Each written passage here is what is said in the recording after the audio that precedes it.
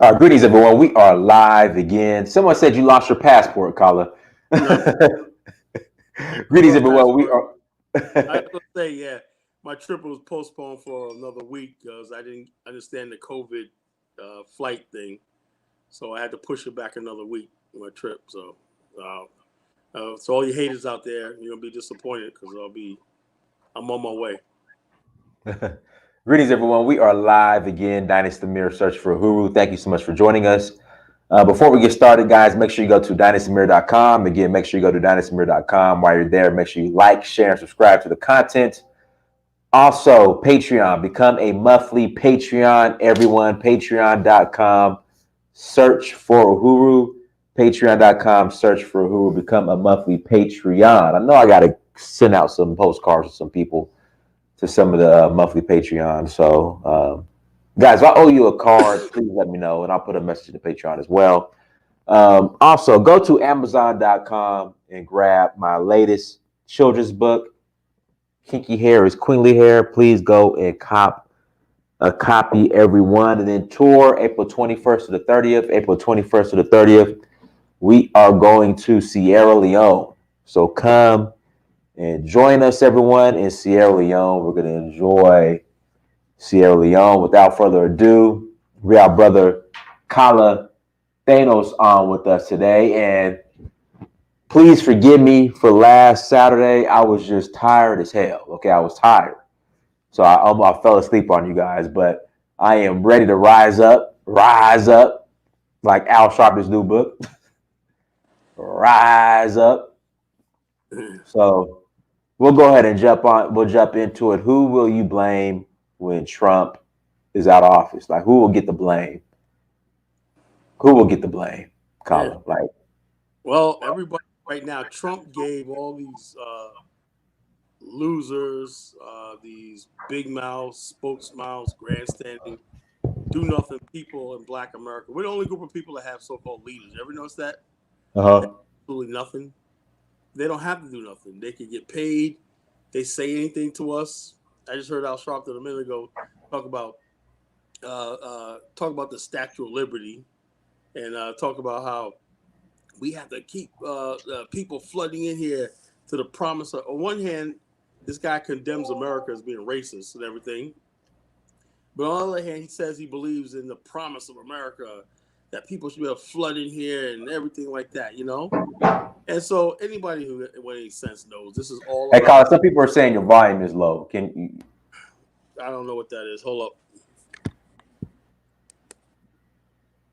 maybe I don't know. Maybe they should just turn their Life of Solitude. Thank you for the support, brother. I don't know. Maybe turn your volume up. Pan African Exodus, brother. I don't know. Colin, you turned your screen off too.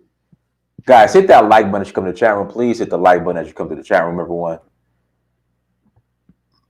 I urge people to turn your TVs off and listen up a little carefully. Because Dinus, you can hear me perfectly, right? Yeah, it's kind of low, but I mean, let's. I hear you though. I don't know what else to do. What else to do? Because I every time I get on, but let's listen careful. I'll speak up louder if I have to. Huh. My whole thing is this: there are people now, 3 days into the administration, are saying we didn't get nothing. We didn't, and I'm like, at the point now where I've long thought this that black people should be somehow. I think black people should just the vote away from us, for a generation. The vote is almost in a gun in the hand of a child.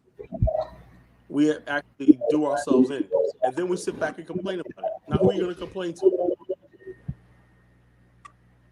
You went out there and said you bought the whole orange man. We got to get rid of orange man. And you ever Right. notice that when you hear talk about politics, it's never anything about policy. I heard a Right. fool today on Facebook say Trump did nothing his 4 years. I said, "Are you kidding me?" You may not agree, but the China trade deal, North Korea, the Middle East peace between Sudan. Whoever thought that Jordan, all these countries with Israel, no wars in 4 years. We haven't had a war conflict in 4 years, and not only that, energy independence. That means that $2 a gallon you paying for right now. Well, in another year, you could kiss that goodbye. It's gonna go back to $5, $6 a gallon after this key sign because everything's done on projections. Gas prices are projected. If when the Keystone Pipeline comes on air, you're gonna have all this gas. Now, demand for gas hasn't gone anywhere, but now you just cut the supply. So, in his first day, 6 hours in office, he cut tens of thousands of jobs with the Keystone Pipeline. Jobs, the money that trickle is going to trickle into the black community because when people have more money, they spend more money on products and everything. It's a trickle down theory that actually works. So you put all these workers out of work and everything. Then he's going to ban fracking. That's coming next. Pretty soon we're going to be paying more per gallon for barrel of gas is going to go up, right? And then you're going to feel at the pump. Black people don't understand nothing. But the one thing black people do understand is when they go up to that pump, right? That thing says $4 a gallon. That's what we. What's it gonna be? What's it gonna be called? What's it gonna be? It's gonna be. I remember the waning days of George Bush's presidency. Right. Gas up like $4 or $5 a gallon, right? I remember. You know what happened, Colin? In fact, you know what happened? It's like right after Katrina, the gas just tripled. It was like $1 and some change. Like it was like $1.08 a gallon when I was in Georgia and after Georgia. Katrina came, it just jumped to over $2 a gallon. It's been going up since then. Right, and also not that because that's refinery row. Even though the refineries weren't really that damaged, right? The little bit of damage gave the excuse to hold back production of crude oil, so they could raise the prices. Because like that. George Bush didn't care. He was didn't care, and the people like J. Paul Getty and all those people, they didn't care. But the thing is, though, black people cared. I remember like I said, it was. I'm gonna get my charger real quick, but go ahead. I remember there was a preacher on the radio, right? And he had a prayer meeting, right? And the people called and said, "Blind the devil," and to bring these gas prices down. Satan, said so. So people were praying that when they go to the gas pump, the prices were going to go down. The prices did not go down, and that is what elected Barack Obama. That right there alone is what motivated black people to say, look, we got to do something about the gas price because you hear that's bread and butter. High fuel prices means higher prices for goods at your grocery store. Anything you want to do. If you have a business that relies on transportation, your costs are going to go up, and you don't recoup that. So therefore, when you start talking about gas prices and stuff like that, that's bread and butter issues that's going to hit the average consumer. That's something you're going to understand, right? Because it seems to me that people don't really understand when they get up there and they talk about voting. It's all good when nothing directly affects you. And that's where the majority of black people are. They got a little bit of money in their pockets and everything. They don't understand the money you got in your pocket and you're getting by because of a strong economy. If the economy starts shrinking and tanking, there's less equity in the economy. There's less you can get out of it, and you're going to start feeling that. And when that happens and the quality of life down, you start looking for people to blame. Right? And now, now if this would have happened under the Trump administration, you'll say, "Oh, the orange man, our gas prices, my fuel prices, my electricity bill's gone up, everything's gone up and everything, and I can't make it." And so therefore, now, since you don't have somebody to blame, the person that you elected, right, is basically somebody who's incoherent, suffering from Alzheimer's and everything, and you have nobody to blame, So what's going to happen, like as always, right? Black people are going to start fighting with each other, give it time. Everybody's going to. Let me, Colin, when do you see this happen? When do you foresee this happening? Like the infighting? We're already 3 days in this happening, right? Can you imagine what it's going to be like in another 3 months? When you start seeing MS-13, this idiot put a freaking moratorium on deporting hardened criminals. That's already been convicted, scheduled to go. Right. And there's some people who want to bring some of the people that were convicted and deported back to the United States. So what I'm saying is, you know something, I didn't notice this like 4 or 5 years ago, that the drugs and the crime situation has everything to do with the Central American drug cartel. I did not know that. You know, Uh-huh. when I was thought gangs in Central, I always thought it was just California or Texas, right? I had no idea that the pipeline for drugs and guns and stuff like that, and the thing goes all the way up to Chicago and all the way up to New Oh, York. I had no idea. You know, I had no idea. And so I'm saying, so what you're going to have now is an open border, which means more drugs. And people say, "Oh, what's the big deal?" Okay, drugs means there's no such thing as a there's no such thing as a peaceful drug trade. You know, right. people have this idea. Well, just let them make them. No, it don't work like that. The only way that the cartels make money and keep order is through violence. That means more violence in your communities, more kidnappings, more murder. Well, hold on, Colin. Hold on, Colin. We got rid of the orange man. Yeah. Well, like I said, you know, this is what the problem is right now. You know, you got rid of the orange man. Now what you got? And so black people sitting around looking stupid. They ask themselves these dumb questions. Well, gee, what do we vote for? I said I was saying this all last year. I said this is what happened. I want everybody to listen to this very carefully. The only reason why Donald Trump won in 2016 is because black people were convinced that racism was a thing of the past because of Obama, everything, and we didn't have to worry about anything. Barack Obama was president, whatever, and so therefore we were not afraid of Donald Trump, whatever, and so black people were like, yo, and majority of black people stayed home in 2016, right? And then remember, they were attacking black people initially for not going out there voting for Hillary losing. Remember that? No, specifically black men. Black men, you know, right? So what they did was they said, okay, white people took ownership of racism. They took ownership of it, right? Usually at a time where black people say, look, okay, we got this, we got that, we could deal with that. Okay, we have a concern about police brutality, let's deal with that and everything. White people took ownership of the whole system and said, this is all systemic racism. That means it's out of the control of what black people can do. So we have to come in and rescue you, you know? And how we do this is you have to vote for us. You have to do this. And we say, well, what specific are you talking about? Nothing. We just have to change the whole system. It's a patriarchy, you know? It's sexist. It's it's homophobic. It's all these things. They wrap them all together. It's nativist. It's all these things right here we have to get rid of. I say, well, black men are probably like, well, what does that got to do specifically with us? And so what they did was they finally found the one case, right? Okay, other cases were debatable and everything. George Floyd, right? That Right. was the fire that lit the match, you know? See, this is the whole thing. So therefore, before that time period, right? Everyone was on the side of, okay, we understand black people will deal with that and everything.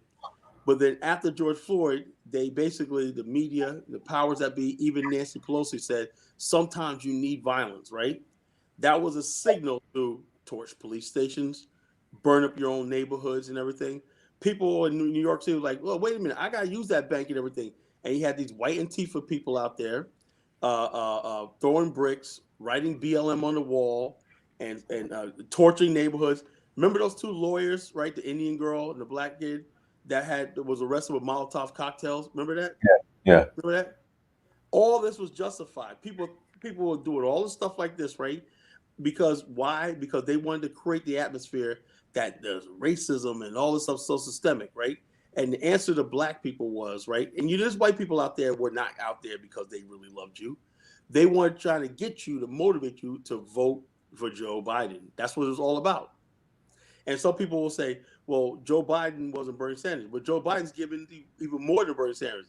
He just basically said men could now go into females' bathrooms, you know?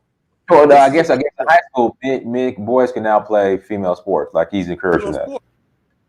All this stuff. They said, well, what does this have to do with anything? It has nothing to do with anything. What this has to do with was all these extremist people. These people, and who these people are? These people that despise ordinary people. You know, you and I, you go out, you get married, have a family, they hate that. These people that run Hollywood, these people think that the average person is stupid, and they think that they should rule America and everything. Them with the elite and the Democrats and some of the Republican parties really despise the masses of people, what they call Walmart shoppers. They hate them. Right. You know, you are stupid, you are dumb, you don't know anything. Now the elite won. Now they got the military surrounding the Capitol. And what they're going to make a mistake is this, right? You see what they did to those National Guardsmen? As far as they put them in the garages. now, somebody was trying to defend that, saying that that's normal. No, it's not. These guys don't have to be there. The National Guard is supposed to represent their states, right? They should be home. But they got all these National Guard troops in Washington D.C. Don't put them in nice, decent hotels and everything. They're sleeping in parking garages, right? And then Joe Biden comes out with some candies. This is how backward we just sunk to. She comes out and gives them candies and snacks, you know. Oh, I'm the Miss First Lady. Just all a dog and pony show. It's a joke. This is what we can. This is just 3 days in, folks. 3 days in. Colin, what do you think this is going to be 6 months from now? Oh, the bottom line is this. And then get this. That little runt, Fauci, right? Right. He says, "Oh, I'm glad to be not working for Trump." Right? This guy has more power than the president. You know, he says now because the numbers are not looking good, the rollout's not going good. We have a new strain of coronavirus and everything. He gets something the other day and says we reached a plateau. Now, how did we reach a plateau? You know, the numbers are still going up and everything. How did we reach a plateau? Right. They're playing politics. You know. On one hand, now they're telling us, right? When I leave for the country and I come back, they tell me I got to quarantine. You know? No, you don't. You tell me, are they gonna lock me up at the airport, Dice, when I get back? No, I just got back. Colin, no. No, they said after the 26th. They said after the 26th, that was executive order saying that they're gonna. Where's his executive order at? It was one of his executive orders, but I'm not gonna obey it. You know? No. Ain't no. Bro. But we have to solve. If somebody knows about this, they need to call in.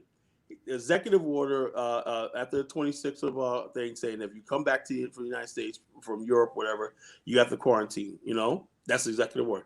Now, what gets me is this: they're about to open up the borders to tens of thousands of people, right? No COVID tests. If you're an illegal alien, right? You can come right in. You know, it'd be funny if it wasn't so sad. And this is what gets me is who gave us all this? Black people, you know? Yeah. Orange man, scary ass Negroes, you know? You know? Joe Biden, I've known Joe Biden. I mean, what's the guy in South Carolina? James Comey. No, not James Comey. Clyburn. I know Joe Biden for a long time. I used to get him his biscuits and coffee in the morning. He rubbed me on the head and everything like that. I knows he loves us, you know. He would have good whatnot, you know. You got Roland Martin bouncing around and whatnot, doing his. You seen the Joe Biden shuffle? No. Man, you don't listen to your message. I sent it to you, man. You know. Oh man, bro. I'm just focused. I'm just focused on Sierra Leone, Nigeria, and Africa right now. Yeah. Right now we gotta deal. This is entertainment to me. Like all this stuff is hilarious. As more they keep screwing up, right? As they keep screwing up, we're gonna be saying we were right all along. You know, already black people are like, oh, I didn't know this was gonna be a thing. Fool, what we were telling you the whole last year, you're being played, you dumb morons. You know, they don't get that now. They got what they want. They're gonna give 11 million. It's more than that. About let's say 20 million illegal aliens citizenship. And right, citizenship. You broke into the country. You came here illegally, right? They're gonna give you a pathway to citizenship. All the people that wait for years to get citizenship, they're gonna give you a pathway to citizenship for breaking the law. You know, Now I'm going to Liberia, right? Do you know what I had to do, Dinus, right? I had to get my passport, right? All I right. had to get a visa, right? I had to send my passport away to get my visa. My visa All right. stamp, Republic of Liberia. I'm going there, right? Now I have to get, I didn't even know this, right? Because I wasn't made clear, I thought you would help me out. I have to get a Oh, I PCR. was trying to blame this on me, Colin, because you didn't do it. Look, I did not know the difference between a rapid test and a PCR. I didn't know, I thought they were the same thing. That's why I didn't go this week, I did not know there was a difference, So I got to get a PCR test, right? Before I board the plane to go to this country, right? They're going to check my documentation and I got to be in it, right? I said I'm going to be in 3 weeks. Fine. They fine, right? But I got the visas for a year. So I might go back in the summertime, No, they say So, you stalling. Sharon, they're saying you stalling. They say you already knew. You stalling. That's what they say in the chat. yeah. I would rather be I would be touching down my rover right now, but I'd rather be, even though I love Diners, I'd rather be sitting here on the, Yeah. What do you think? A whole week, 1 more week. I got 1 more week to stay in America before I go. Come on, folks. Oh, will y'all stop? I mean, what do y'all stop this? Don't y'all say I'm a real thing? I'm going. I got freaking dozens of people waiting for me over there, and I got an itinerary laid out of stuff I'm going to do on the ground. It's amazing, it's amazing. So you people, when I broadcast from Liberia, I'm gonna tell you, shut the hell up, for the last time, But anyway, then when I get ready to leave, I gotta take another COVID test, right, to prove negative before I come back to the United States, right? But if I was an illegal migrant from the Congo that made my way through Guatemala and thing, I could just come right across the border, COVID positive, But that's what we have, and this is what we. And then what I don't understand is this, right? And I got compassion for everybody, right? The problem is this, right? We have too many people on this earth that are not educated, right? They don't have skills. They don't have anything. I believe in my heart that a lot of these governments post World War II were propped up, right? And some sort of international system is breaking down. Because anytime, I believe this, right? And this is controversial what I'm going to say. Your sovereignty, right? If you have a land and you have sovereign, right? You have sovereignty over your citizens. Right. Land citizens, right? If you can't keep your citizens in your borders, right?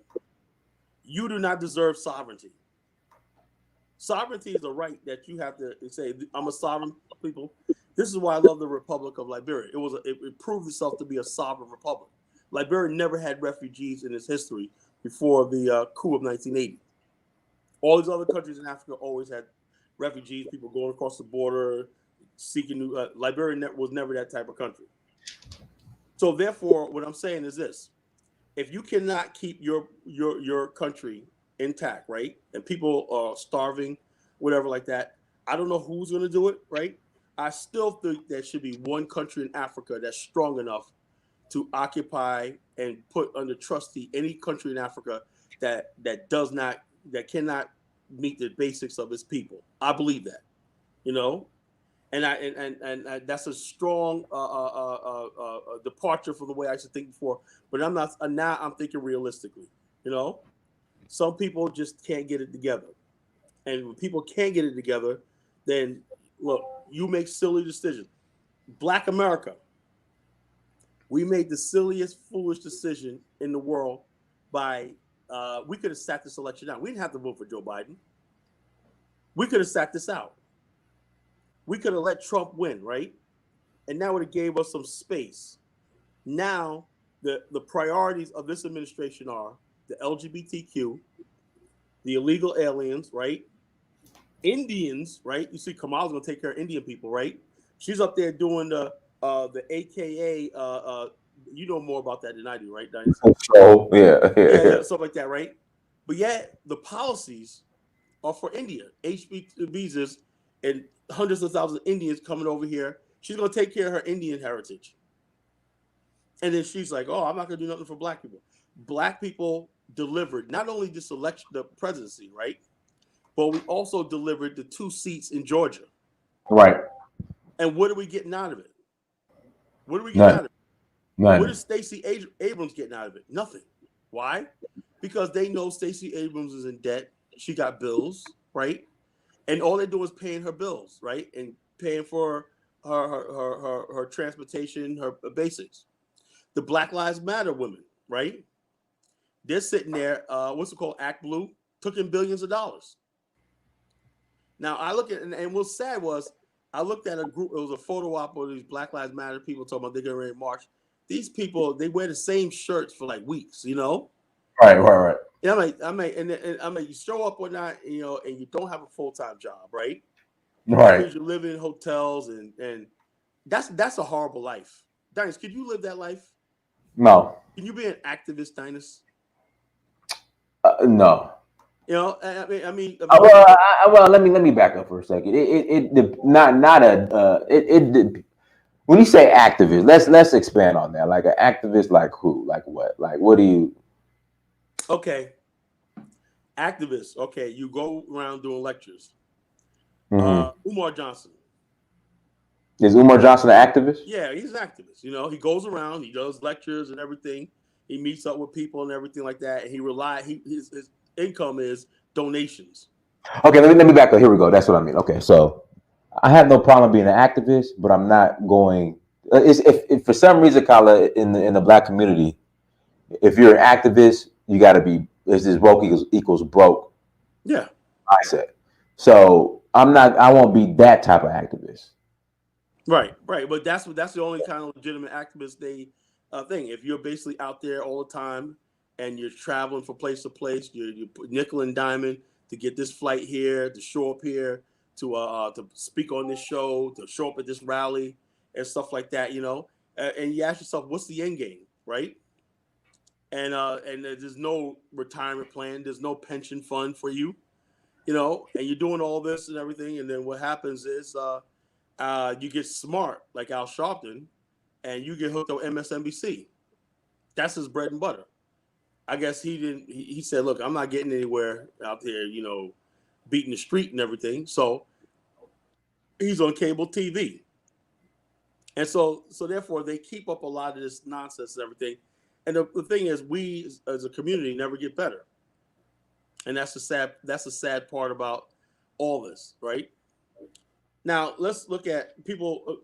People will think that, Kyle, you like Donald Trump. No, not really. You know, but I do think that, you know, not me personally, right? I do value education.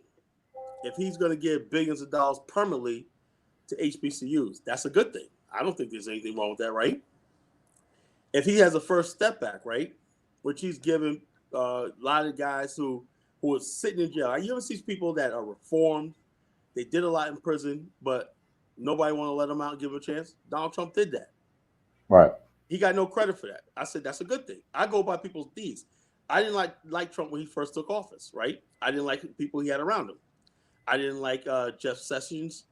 I didn't like a lot of people he had. I didn't like him cuddling up with Paul Ryan, who I know is a racist, and Mitch McConnell. I can't stand Mitch McConnell, right?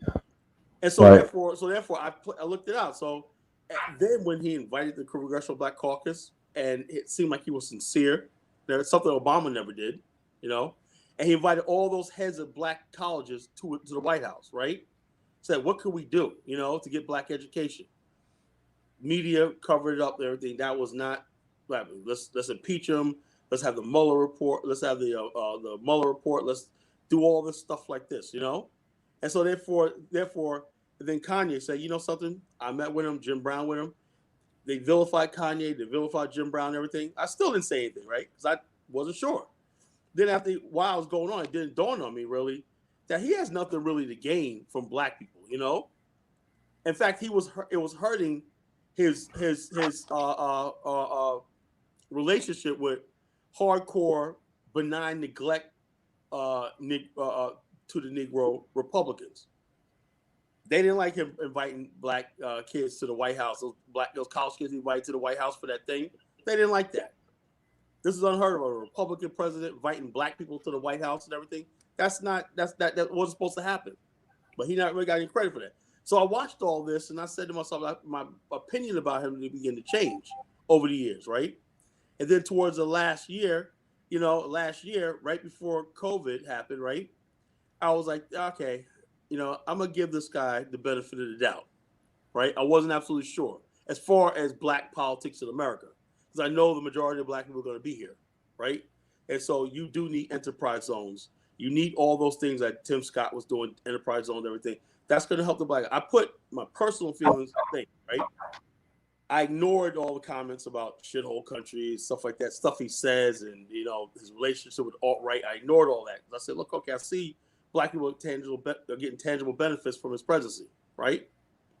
But it seemed like that none of that really mattered, right? When COVID-19 happened, and then all this racial unrest of 2020 happened, right? People are saying, okay, now this is where I'm going to make my case. People said systemic racism. Oh, defund the police. They said defund the police. We have to do all this and everything. Okay, right, like that, right? Trump did police reform. Nobody cared about it. So now, what is the difference between now and what happened last year? Just a couple of weeks ago, a black man was killed in Killeen, Texas by a cop. 2 days before Christmas, a black man was killed in Dayton, Ohio by a police officer sitting in his friend's garage. Where are all these white Antifa people? The ones that were praying, asking for forgiveness. Remember that? The white people bowing, praying, asking for forgiveness for black people. Love your black neighbor. All this stupid shenanigans and everything like that. All this was just a big thing to, okay, folks, go to the polls and vote for Joe Biden. That's all it was. And it worked. Now they're going to tell us nothing's changed, right? No policy, nothing, right? Now you're going to hear in the next couple months how great, and they're already saying it, how great race relationships are in America between blacks and whites. I thought it was all the systemic racism. Right. How do you get rid of systemic racism with an election? But nobody wants to talk about that. Why? Because we like dumbing ourselves down. Just admit, folks, you're emotional. You're scary, and it's a shame. I can see women being like that, Dynas, right? But I can't see grown-ass black men acting scared. You scared of the freaking alt-right. That's another thing they stopped using the term alt-right. Never knows that term disappeared? Right. Because they want to paint everyone who may have a conservative view or whatever as alt-right. No, it's all the same. The alt-right is, let me tell you something what the alt-right is. The alt-right is the exact opposite of what the Mitt Romney, Paul Ryan, even Trump don't stand for. The alt-right is people who are defining their movement by race, white race. It's alt-right is basically Nazis, Klans, and all these other people. Race is a unifying factor. The conservative movement, we have Turning Point. They have black people in Turning Point. The alt-right does not have black people in its ranks. They don't want black people or Jews or any non-white black people in it. The Proud Boys are not alt-right. But everybody put those all in together as one group. And we weren't even things. They started saying the Proud Boys. I said, the Proud Boys aren't alt-right. A name that disappeared out of the headlines was Richard Spencer. It disappeared because he's a Democrat now. Yeah, but you know why? I think he did that because he realized the media was using the white supremacy to stink the whole Republican. See, the thing is, Spencer was a freaking idiot. He's him in that alt-right thing, right? By them coming out trying to take credit for Trump's election and everything like that, which had nothing to do with it. It was low black voter turnout, that elected Trump. It wasn't the alt-right, whatever like that, And they said, oh, there's some white. Look, dude, go away. There's not going to be any alt-right revolution, everything like that. The media knows that.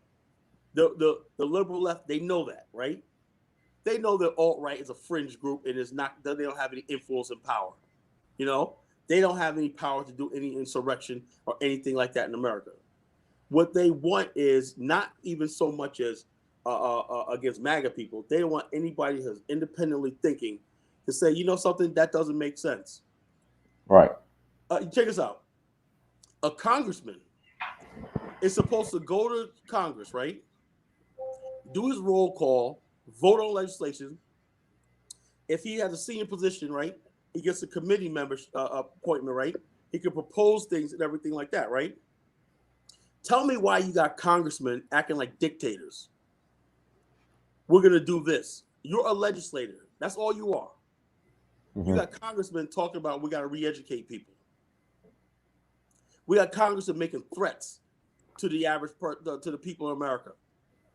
And what they're going to make a mistake is this, right? One second before we continue, guys, hit the like button again. Please hit that like button one more time. Hit the like button. If you want to call in and challenge the caller, again, if you want to call in and thank you, personal email, then call in. If you want to call in and challenge the caller, email me at uhuru@searchforahuru.com, uhuru@searchforahuru.com. Send me an email and I will send you the link and you can call in. And guys, there's nothing wrong with activism, but I think the issue with activism right now is activism without economics, without an economic game plan, without creating resources and opportunities, and jobs. Now, check this out. Now, what usually happens when an activist get a little bit of money, right? Oh yeah, they disappear. They go like DeRay, like Black. In fact, I guess the founders of Black Lives Matter. Oh yeah, they're now getting Hollywood deals. They're flossing and everything like that. Oh, like Polite, driving Maseratis and whatnot. Yeah. So all that activism goes out the door.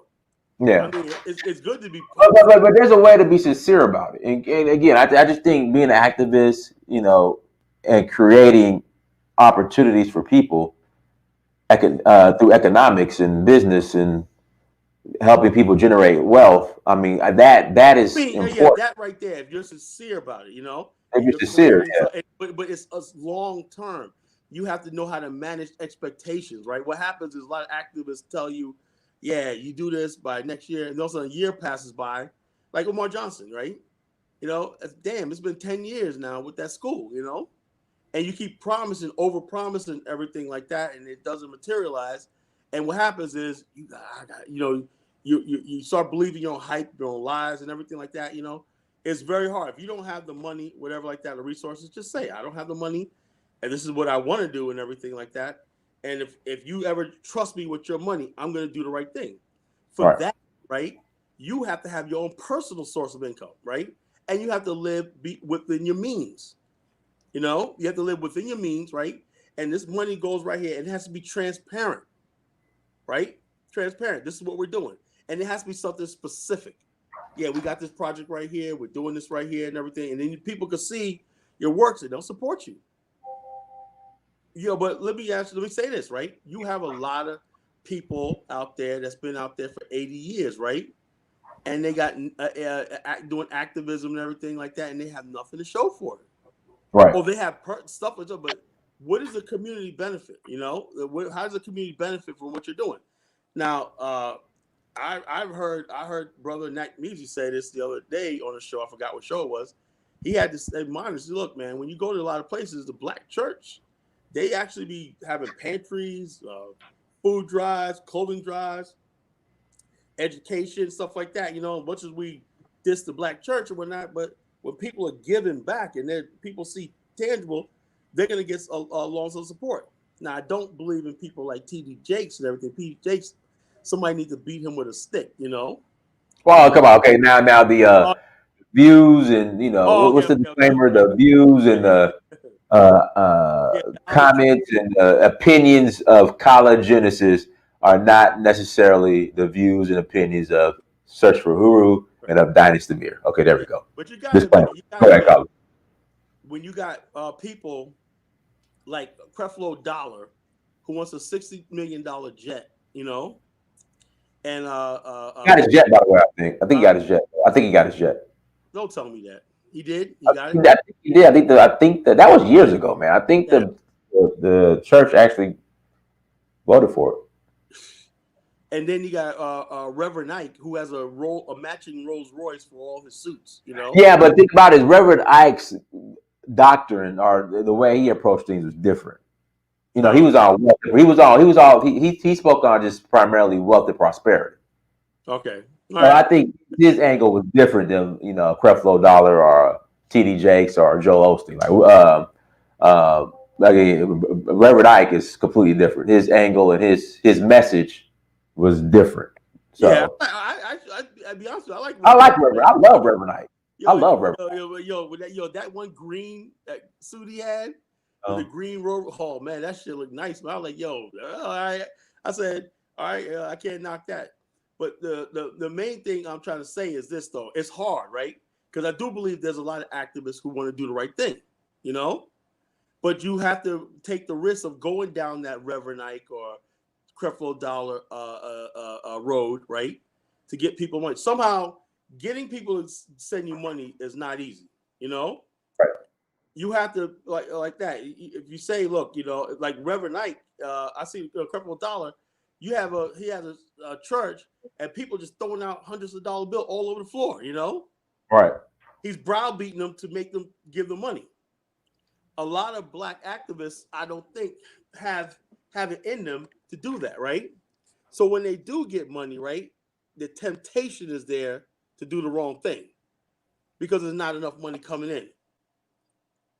You know, Umar Johnson raised what, $250,000. There are churches that raise that on a Sunday. Facts. You know, so therefore that wasn't a whole lot of money. And so, and then our people, right?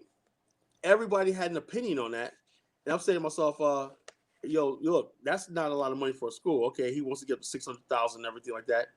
And then when you see him around now, it's like, whatever happened to all that money? I don't know. You know, I don't know what happened to the money. Maybe he blew it, whatever. I don't know. Maybe he does have the school under thing. You know, who knows? You know, he could be like the thing and it surprise everybody and come out. Look, I got the school now. You know, who knows? We don't know. You know, but the whole thing is this right here is new. When you have people, everybody wants to be an activist, right? What cancels out your activism is the next person who has a platform. Right. You could be, you know, for a fact, Dynas, right? You could be riding high on YouTube, right? Everything's going good, right? Somebody's gonna come along, right, and say, no, this, that, the other thing. Oh no, that's not right, right? Then somebody else is gonna do it. And then just when you thought you were going so big, right, it all collapses. It all collapses. People start asking questions. So managing expectations, right? And that's another thing we as a people are having. I'm very, very disappointed. It hurts me to disappoint me about how this election turned out and everything, right? People were actually telling black people that I smell reparations, right? And I was like, man, the only thing you smell is your freaking funky ass, you know? Right. Anyway, you have people out there who actually believe that there was a reparations check waiting for them after election day. Mm-hmm. That people are like, well, where's our reparations money? Why? Because they took the fact that you had Yvette Carnell supposed to be educated, Tone Talks supposed to be educated, right? We're saying it. And a lot of our people, we have to understand, are not really educated, right? I knew for a fact of the matter that these Tone Talks and Yvette Carnell don't have any influence, no power, or don't know anything. I knew politically, if you talk about reparations with the United States, that's a non-starter. It's never going to happen. It's not going to happen through the political process of America. Now, if something happens, well, I'll tell you what right now, this is what could happen, right? If America gets into a war with China, right, and America is defeated, right? America's defeated, right? And China's occupying Washington, D.C., then you might have a chance. Right.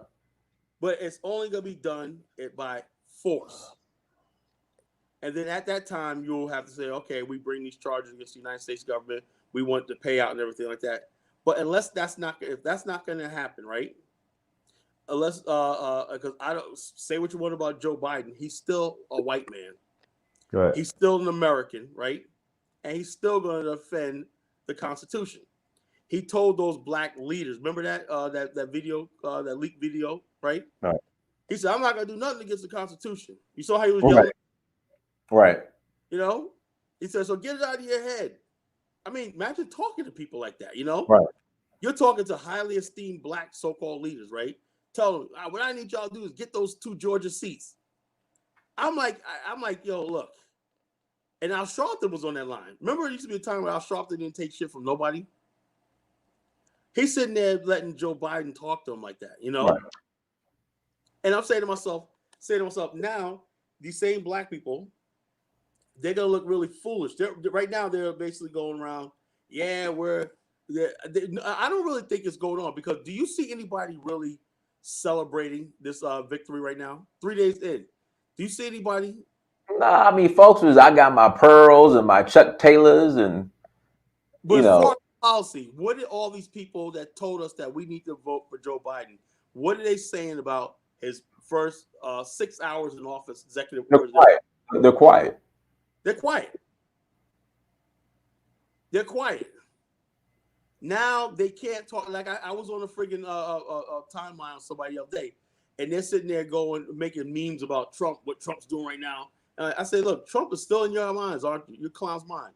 Who you calling a clown, Colin? I said, but the friggin' if the face paint fits, wear it. I said, you guys are, instead of saying we got a new administration here, what are you gonna do for us?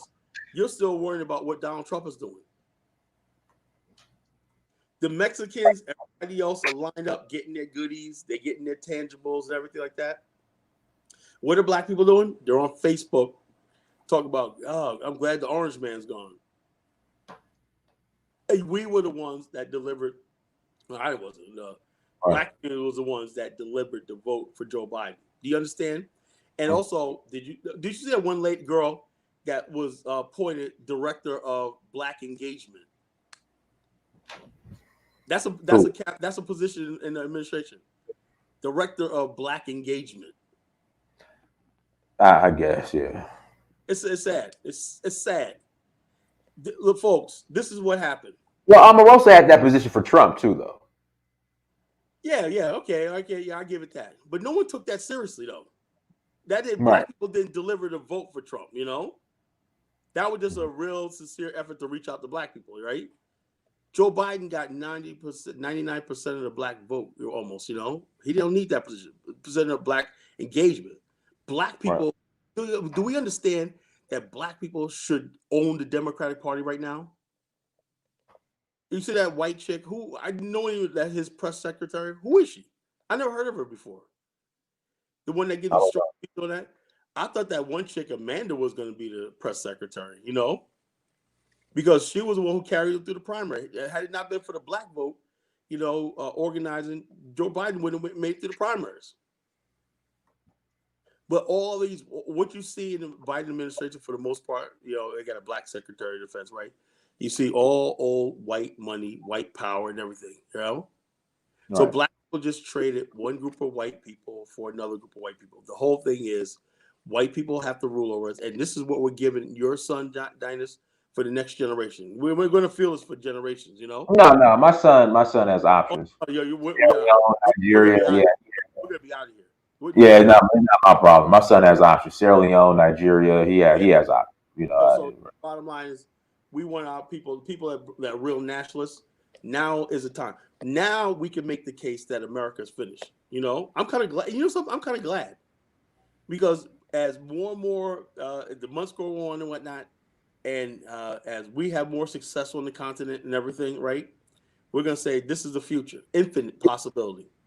Pick your country, whatever like that. This is what we're doing. Get your passport, get your visa, make your moves and everything. Forget about it. Just make your money here and put it in Africa, And that message is going to resonate. Why? Because anybody who are going to the Democratic plantation parties anymore are going to look like fools. And we're going to look at them like fools. I want somebody to get on the line tonight, and they won't, and defend why you voted for Joe Biden. Why? Is there anybody who will come on that's brave enough, Somebody said agree with brain drain. Yeah, everybody knows America's going down the tubes right now, Guys, let's talk about that situation that happened with those girls in Bali, Now, this is something we have to be cognizant of, right? When you're black people from America, you're still part of the first world. Even if you go to Africa, you're part of the first world. Let me unpack it just to make it simple, Colin. Black people here in America they complain about racism here in America, but then they think if they leave America and go to other non-black countries, that racism is not going to exist. I think black people think they become white when they leave America. Mm-hmm. And they're doing that in Africa too. Because they'll be like, oh my God, I can't believe the racism in France. I'm like, what did you expect? It's France. Colonized half of Africa. Like, what did you expect? So I really believe that black people, when they leave America with a passport, they think they're white. Yeah, and also it's happening on the continent. All these disagreements we're having with our local brothers and sisters on the continent. But the good thing about it is, right, I'm seeing something, right? Even though there's a lot of problems in the Gambia and Ghana and everything like that, the average African is like, yo, look, we just want y'all over here. So in other words, we can weather the storm. Our enemies can't use that against us. See, look what happened in northern Ghana. Look what's happening in Black Acres. That's not having no effect on the relationship between, and that shows me that we are making progress. We are making progress. This thing is real. It's irreversible, because a lot of Africans are like, hey, look, if you're coming over here to make the effort, yeah, there's going to be bad. Good. That's what what's that? Unapologetically Negro, whatever.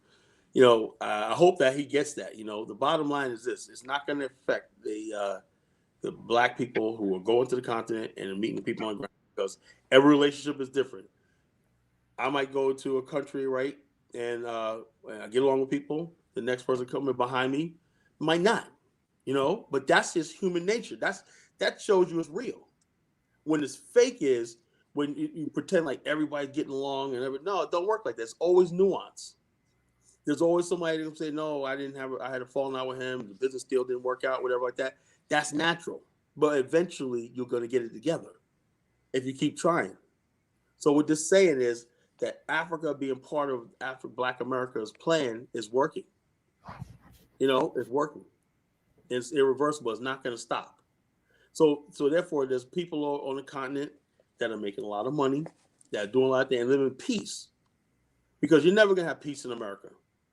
Because get this, in 2 years, they're going to come calling on you again.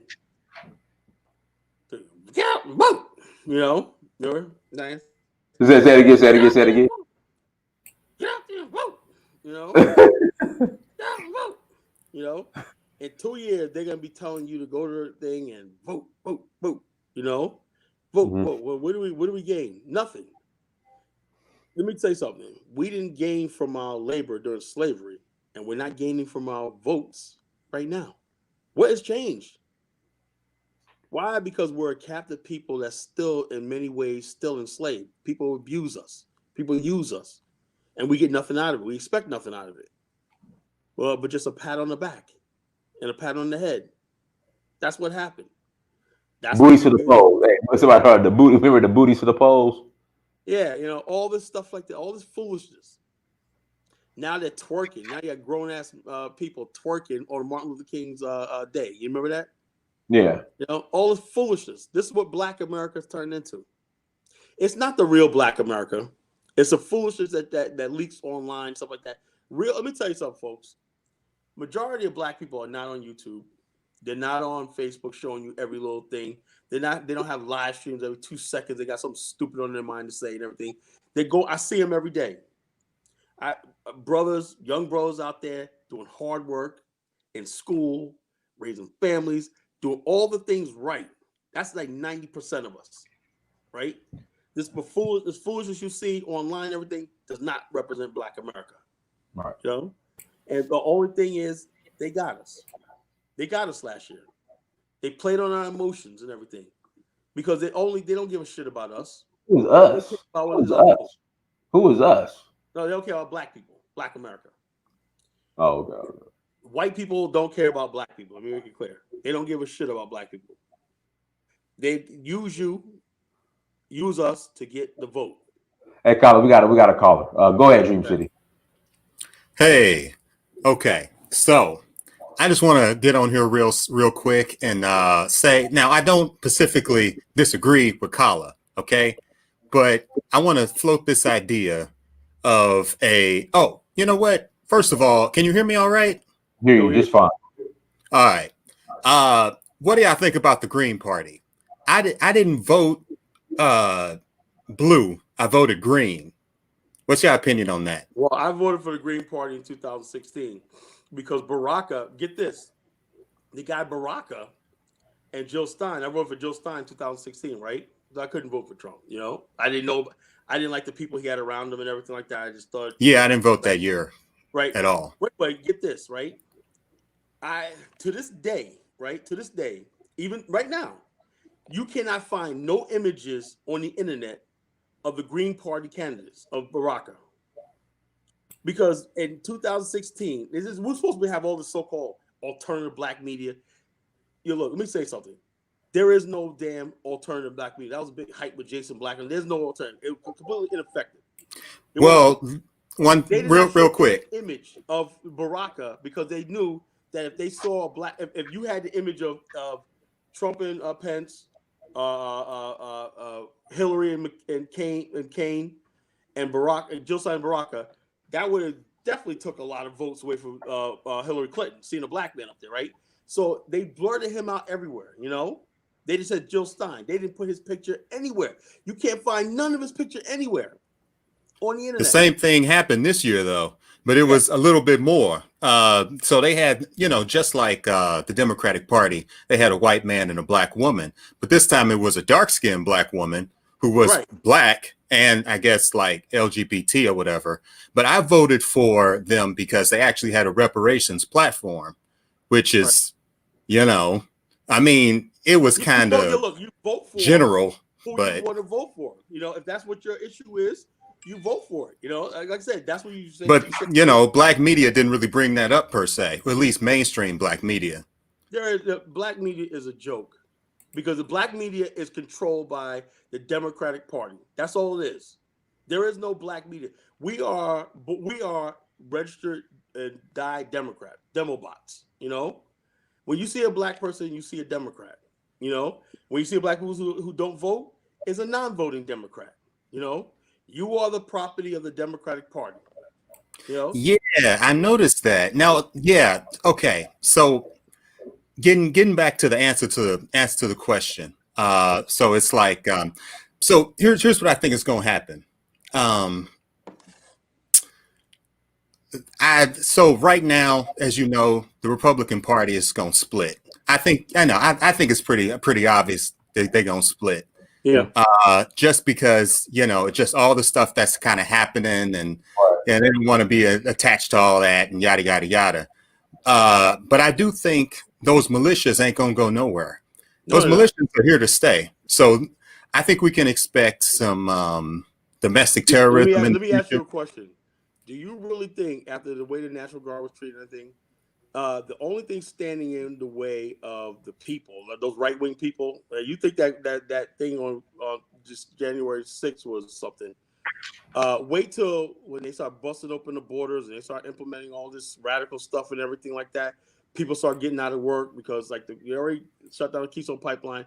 When those right-wing people start rising up and say they're going to march on Washington, I don't see the National Guard. The only thing, this is how Chuck Schumer and all these people think. We got the military, and they're weaponizing the military, the propaganda, to fight their own citizens. Before, the enemy was somewhere away, Al Qaeda, ISIS, everything. Now that what they're saying is we have to crush these people. So that what they're saying is the military, and that means us too, black people, what they call black. I'm not. Nah. It's not their own citizens. This is a long problem. The people from the Civil War, the Confederacy, those people were never executed. Those traitors were never dealt with. And so now they've embedded themselves genetically with the Northern people who themselves are also racist, but racist in a different way. Well, let me ask you a question. Those people right there, much as you would say like this, we're on this platform right here. We have to understand something. Just because we show up a lot on YouTube and everything like that, and black people have a lot of presence every day, it looks like we're in large number. We're only 12% of the population. Nah, that's not true. It is. Because the problem is we've been 12 to 13% of the population for like since You know since why? the Because we census have started, and that's unfortunate, fake. we're not low marriage, low birth rate, and stuff like that. Black America is numerically our numbers are not there. Nah, they are. We're just undercounted. We're undercounted, No, systematically no, undercounted. no, bro. We're not undercounted. We have everyone takes a census, bro. You know, and the bottom line is black people in America, and all that. We're only concentrated in a few states. You know, I'm only concentrated. Mm, Let's say you got Georgia, you got we're New York. concentrated in every state. There's a city.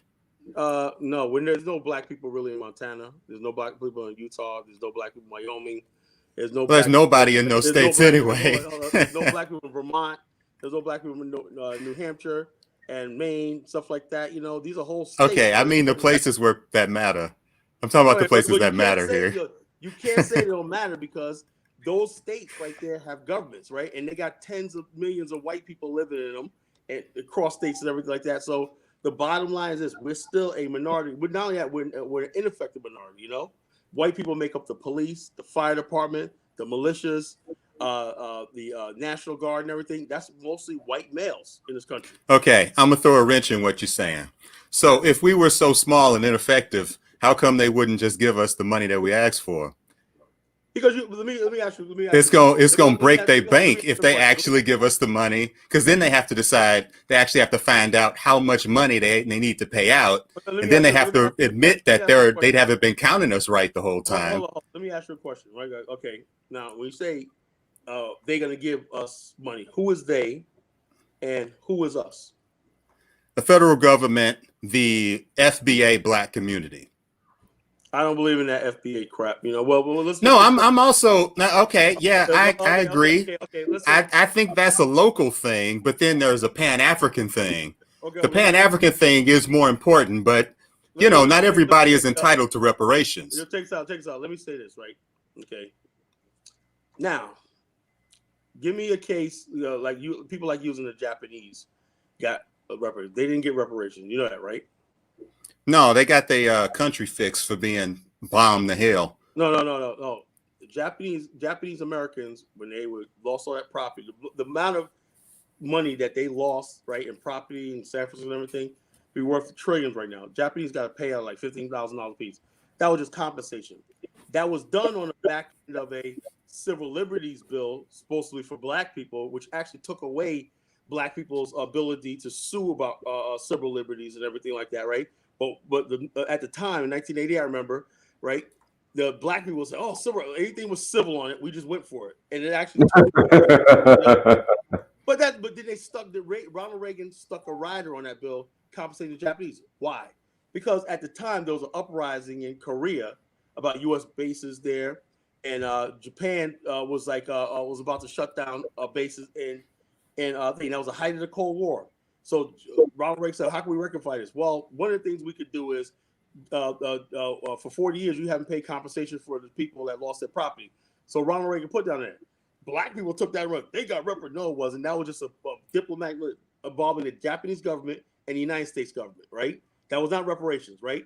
If the United States, only way the United States will ever pay reparations is by force. Until the United States is defeated and brought to bear, right? Germany paid reparations. Why? Because it had to pay out reparations to Europe, right, for 40 years, right, to Israel and everything for the war damage, right? That's part of the ending of the war. Japan had to pay reparations to Asia for all the stuff like that because of war, because it lost the war. Had Japan won the war, America would have been paying reparations to Japan, and what it did. It's about the winner. Black people, you are not going to get handed reparations because it's the right thing to do. It's not going to happen. Okay, I agree with what you're saying on its face, but how do you explain Native Americans? Well, first of all, Native Americans, let me say Native Americans got land, the worst land, right? They didn't want to be part of the United States. So they are stationed here in America, right? Black people in North America have never built a settlement in North America independent. Never. There's no black settlement in North America, right? Native Americans control the land, right? The Maroons. The Maroons had land, but it wasn't recognized. You know, I come from a Maroon background, right, in the Carolinas. You know, we had land, we hid in the swamps and everything like that, guerrillas and everything. I know all about the Maroons, but it wasn't like we had a like a stand, where you made your stand, Now in Jamaica, the Maroons had territory, right? That they governed it openly and it was recognized. There was no recognized territory. After the Civil War, right? Black people tried to hunker down the Maroon communities and everything like that, right? And guess what the federal government did? They came in and took it away. Black people we tried to carve out our states. You ever heard of the Free State of Jones in Mississippi? Have you ever Yeah, I heard have. of Have you ever heard of Grand Parish? In my book, my novel Journey to the Promised Land, I talked about the Colfax massacre. Right? What was that all about? Black people tried I to don't know. form the parish in Louisiana. What happened? That you are not going to have any independent territory in America. That's why you don't have no black people in Wyoming, right? Because they're going to make sure that we're not going to move out there. You're not. If Wyoming's like what 2 million people, if 3 million black people moved out there, you would have a majority black state. That's never going to happen. Montana, same thing. 1 million people, easily black people could become the majority. That's not going to happen. You're not going to be in a position where you control any state. That's not going to happen. All right. Yeah, I'm not denying that without specific situations. But let me get back to the title real quick. What I want to say real quick is, all right, so who will they blame? They will blame black men, particularly. The Democratic Party will find some way to blame black men. But how is it? But this time, how is it our fault? It's going to be our fault because, you know what? It's because we will. Well, it's not going to be our fault, actually. Well, I know it's not. The thing is there's going to be a split in the Democratic Party. The people now, it's primarily, obviously, due to the modern days that we live in, there are less black men than black women. Black women overwhelmingly, not only were they attributed with getting Biden in, but just by sheer numbers and just church attendance and all that, they did get Biden in, and they didn't request anything for it. We have to come to. We got to come to grips with that. Hey, have you guys heard of this concept between it's like a white think tank idea. It's the red cult versus the blue religion. No, I heard of it. All right. So the red cult is this. So the blue. Okay. Up until modern days, we've been living in this idea that they kind of created. It's the blue religion. It's this idea that you have this top-down rule. You just find some way to. The person that's at the bottom or the masses just find some way to kind of understand whatever mass media says and take it by face value. In modern times, we've hit this concept of the red cult, which is pretty much it's kind of parallel to the Democrat Republican thing, but actually it's a little bit more complicated than that. But basically with the red cult, there's a individual consensus mechanism where like everybody has their own facts and you kind of create these weird groups, pretty much the Trumpers, the people that we saw attack the Capitol for the most part, but they exist on all spectrums of the political chart or whatever. Anyway, I bring that up to say that I believe that the blue religion, this sort of top-down kind of religious faith organization that we've been living in up until modern days will have a negative reaction primarily to the coming series of domestic terrorism we're going to have. And it's pretty much going to be a scapegoat. Black men are going to be the scapegoat for this because we have basically 2 cops in the White House. You know their names. And yeah, that's basically just gonna, I wholly believe it's gonna fall back on us. I can't really tell you specifically how, but at some point, we're heading towards a police state.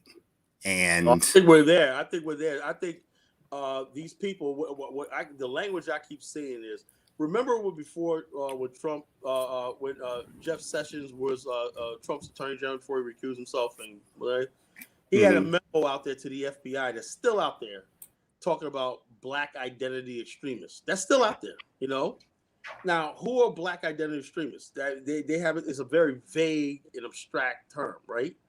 That means anybody who identifies anything other than being a Democrat or an American.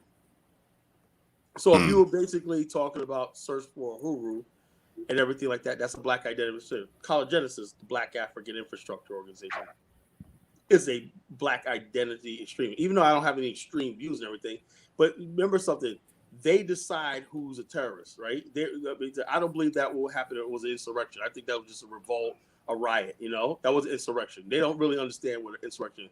They're using a vague term to attack people, and what they're doing is saying that they're going to sick the FBI, the military, on citizens, right? On citizens for having a thing.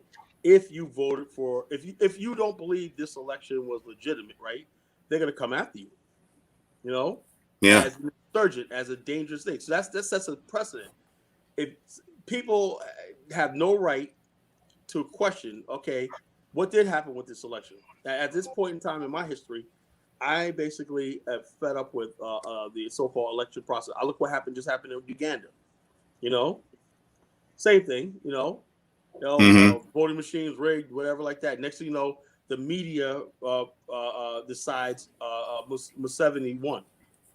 And has Bobby Wine right now under lockdown, and his wife, and that sort of thing where a soldier beat Bobby Wine's wife down the ground. She was escorting her, right? And all of a sudden she beat her down right on camera, And so this is what's going to happen around the world. I really believe we live in a time period where elections and stuff like that really don't really matter. It's all who the world power structure wants to be in power. This thing called the international community, right? Which they tell you, oh, this person was a great person. He'll make a big for this country. The people in the country may hate that person, but if the international community likes him, you will get elected, right? Yeah. Mnangagwa in Zimbabwe, this guy is a criminal and a crook, he staged a coup, right? He staged a coup in Zimbabwe, right? The international community liked him. They still haven't let those sanctions off of him, right? Because they don't trust him that much, right. And so they're using that as a threat. Those sanctions on Zimbabwe and stuff like that to say. And what gets me is this, right? Barack Obama, when Boris, what's his name, Boris Johnson, said that we're going to exit the European Union, right? A little speech you probably never heard, right? Because they don't put this on there. Barack Obama sent him a threat basically saying that if you do that, we're gonna punish you if Britain doesn't stay with the European Union. Now I've asked myself, if you're an American president, what does the European Union have to do with America? Why does Barack Obama care so much about things like NATO, AFRICOM, and all these globalist institutions and whatnot? Why? Because him and Biden are globalists. They're globalists. I'll say, well, Carl, what's the difference like that? Because the same thing that just happened in America, the globalists took over America. America has no more sovereignty, borders, everything. The same thing they're going to do all over Africa. Well, you don't have no sovereignty. If Europeans want to sit up and buy land and build their own infrastructure on the continent right in your face, they're going to do it. People don't really understand the implications of what just happened, And these are the same black people. Yeah. And what we're really not thinking about is, going back to Obama days, the Obama days is not going to save us. The Obama days brought us to the Trump days. Anyway, nice talking to you, Kala. Thanks for having me on, Dynas. Yeah, good. Oh, no problem. Thank you, brother. Guys, if you want to call in, email is uhuru@searchforuhuru.com. Uhuru@searchforuhuru.com. Send me email. And you can call in and ask a question of Uhuru@searchforuhuru.com. Everybody, that is the email.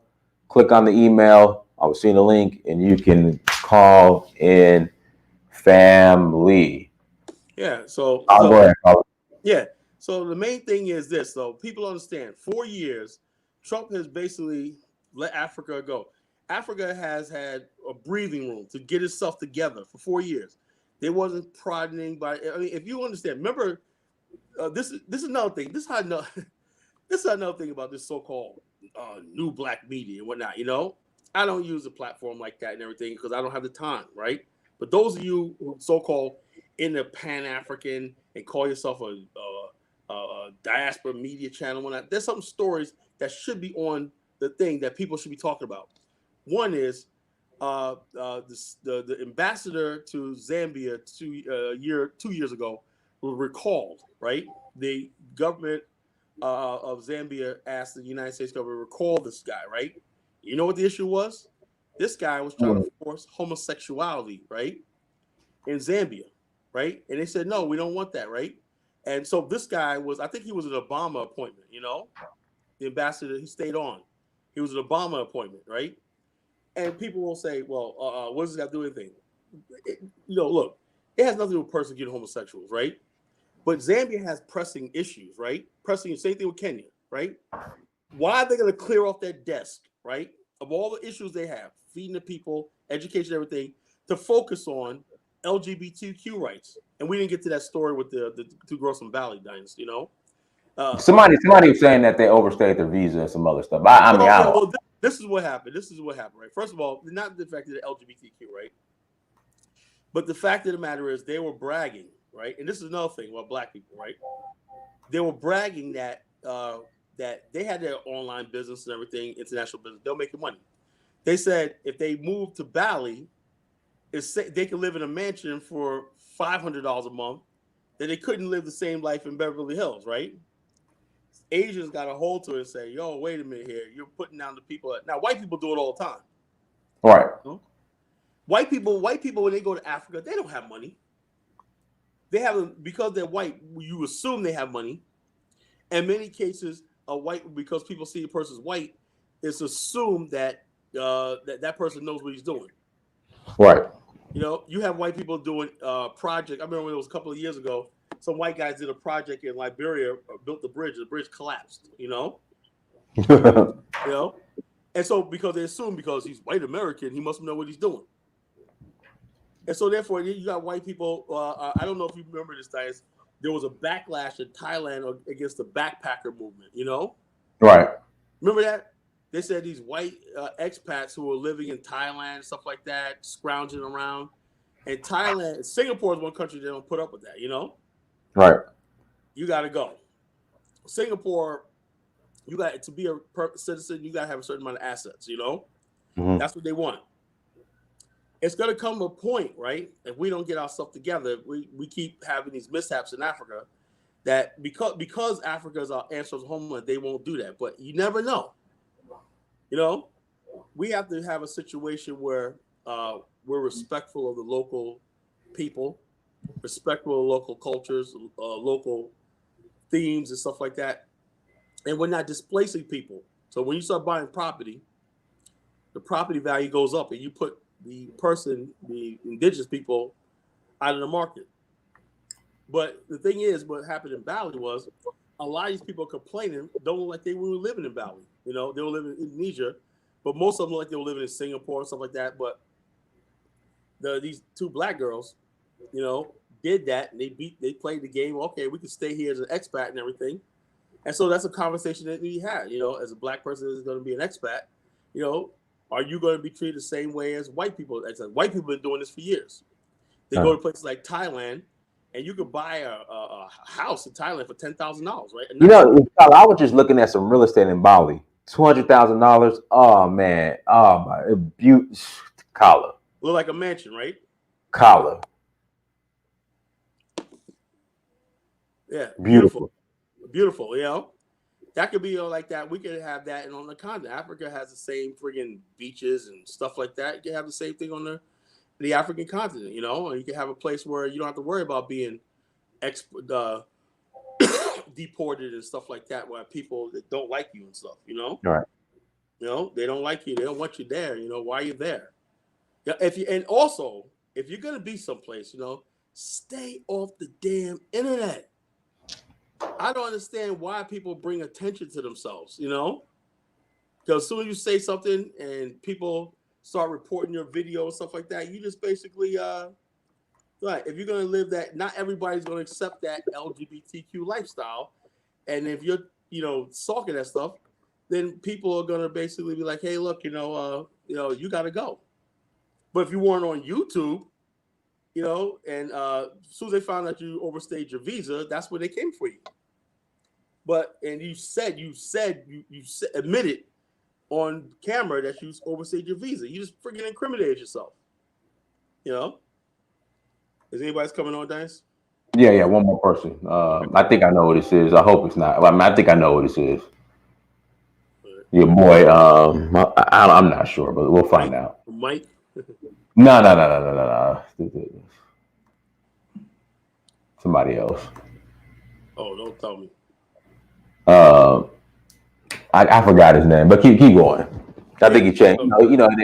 They come in from troll accounts, so yeah. I think I know what it is, but we'll find out. All right, go ahead, Colin. Yeah, so basically that's what it is. So like I said, the brother that called in, he made some good points. Now 3 days in, and we're already having this conversation, Dynas. Can you imagine what this is going to be like in a few months? Hold on. Hello. Hey. Yeah. Oh, okay, you cool. Okay, go ahead. I thought you were somebody else. Go ahead, you're good. Go ahead. Yeah, I thought this is troll to call in sometimes. And yeah, he'll call in from different burner accounts. But go ahead. No, I'm laughing because I heard you say that. I was like, oh God. Yeah. Dynas is being stalked by trolls. Yeah, man. There's one guy. And he calls in when Colin's in. Usually when he calls from a burner account. But go ahead, brother. No, listen, I have no idea why people would want to disagree with Colin, man. The man makes too much sense.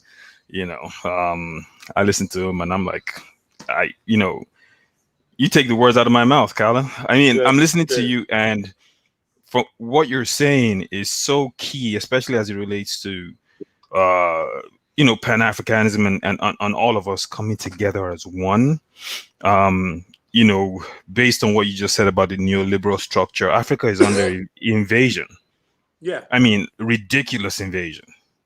Right. Dynas knows this. Everyone knows this. But and to be honest, if the structures aren't built to really fight back, we're in trouble. And I mean, you guys know our leaders have no idea. So you might as well forget about those clowns. My president, Julius Maada Bio, he said, Africa is the final frontier and everybody wants a piece. Yeah, absolutely. 100%. 100%.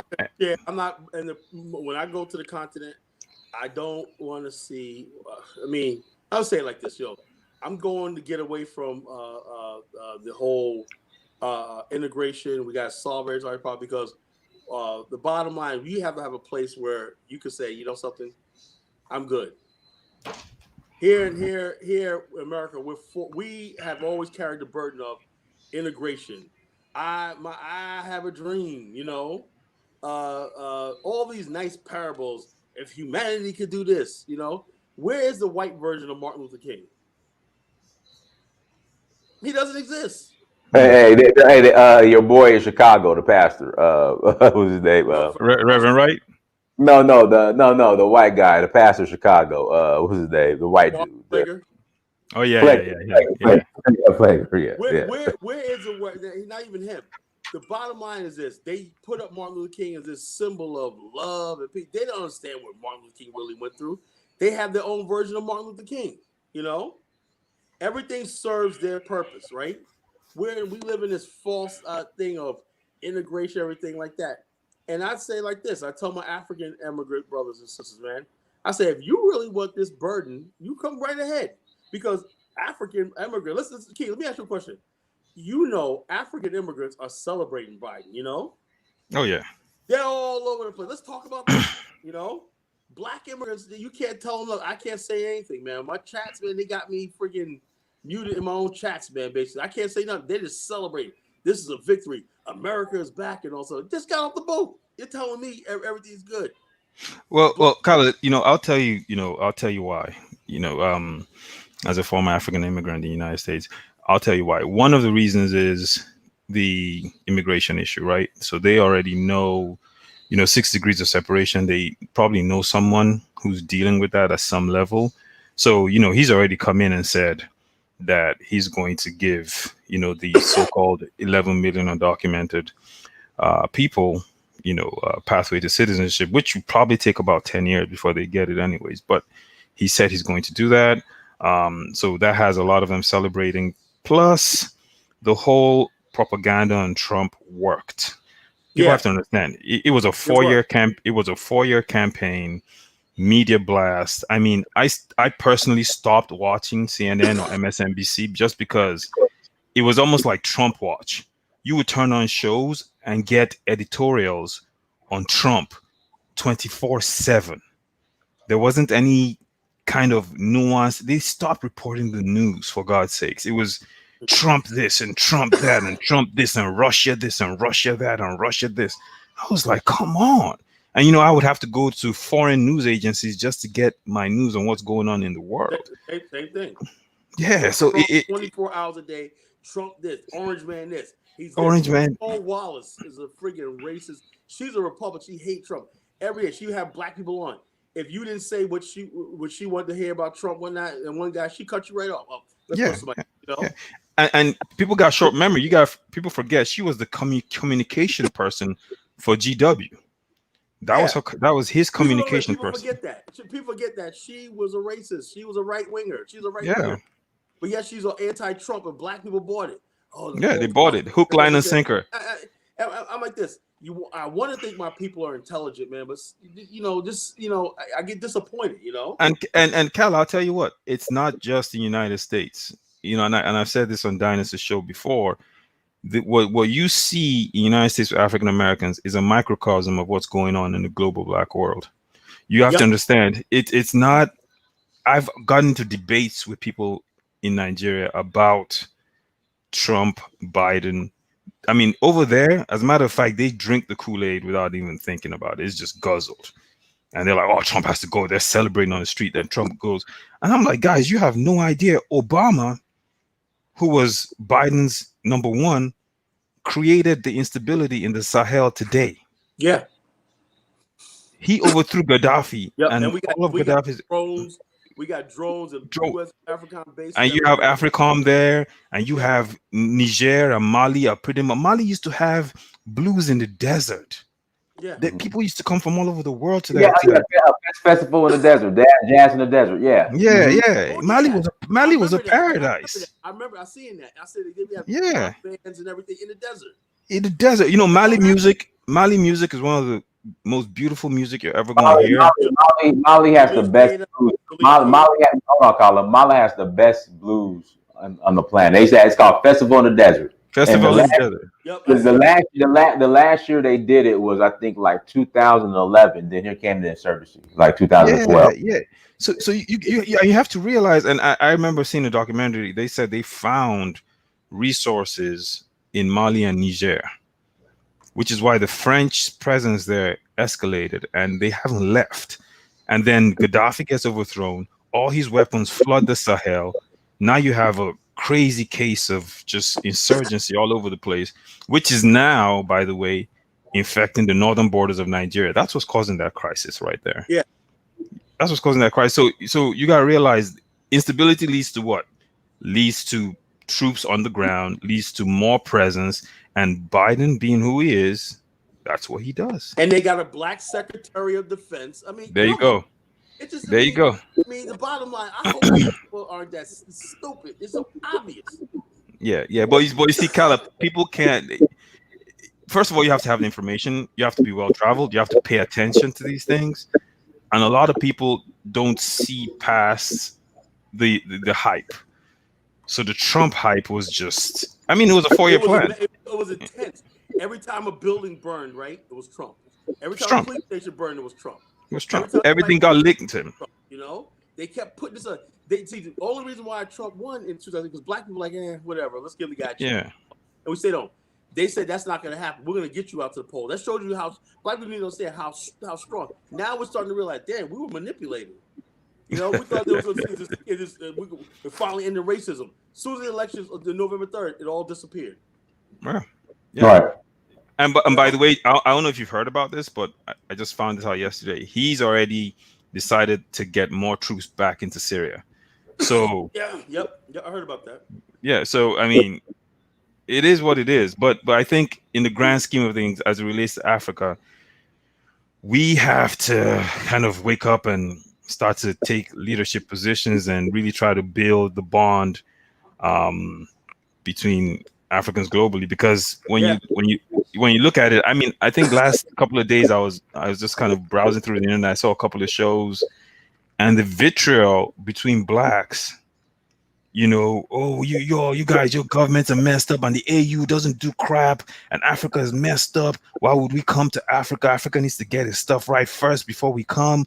And But Africa, okay, I'm kind of, That's a black man. hold on, Carl. I'm kind of okay with that because I really don't want these Negroes coming to Africa because they will ruin. but Dinus, here's the thing. Here's what I've learned, right, Dinus? It's okay. I've learned not to broad brush. I've learned for every person I meet that tells me, like, I'll give you an example. When I was in grad school, this girl in my class, she said, "Oh, we have 4 black people in class. We were 5." And then someone said, "Oh, what about him?" And she goes, "Well, he's not black. He's African."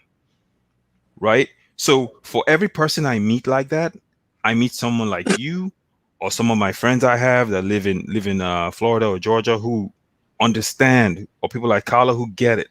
So it's not a one size fits all in the United States with African Americans. There are different degrees of people. Some people get it 100%. Some people have no idea, and you can't have conversations with those people. You need those people that get it to serve as leaders to drive this and understand the bigger picture, because you're going to have those clowns and there's nothing you can do about it. Those guys are going to be there and they're going to say stuff like, "Man, what are you talking about? Africa's," you know what? Fine. I'm Nigerian. I'll say this. We have issues. Right? I was just listening to a speech with Nnamdi Kanu today. We have major issues, right? There are things that we have to fix. We need that guy. No, I'm not endorsing him. I'm saying, like, just given the varieties of types of issues we have, right? We need a constitutional reform. Our 1999 constitution was formed by a group of senior generals who got into an office after Abacha died and decided to create this constitution. So it's flawed. So we have a lot of things, but guess what?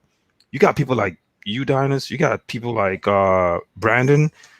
They go to Africa and they do things, right? So the window is there for people to do things, and those that don't want to come, there's an opportunity for you to do things remotely. You could start trade. You could start things. You could find a partner. Yeah, you could do things. So, and that bond itself, that's what builds. It grows and grows and keeps growing. And before you know what's happening, we have something solid.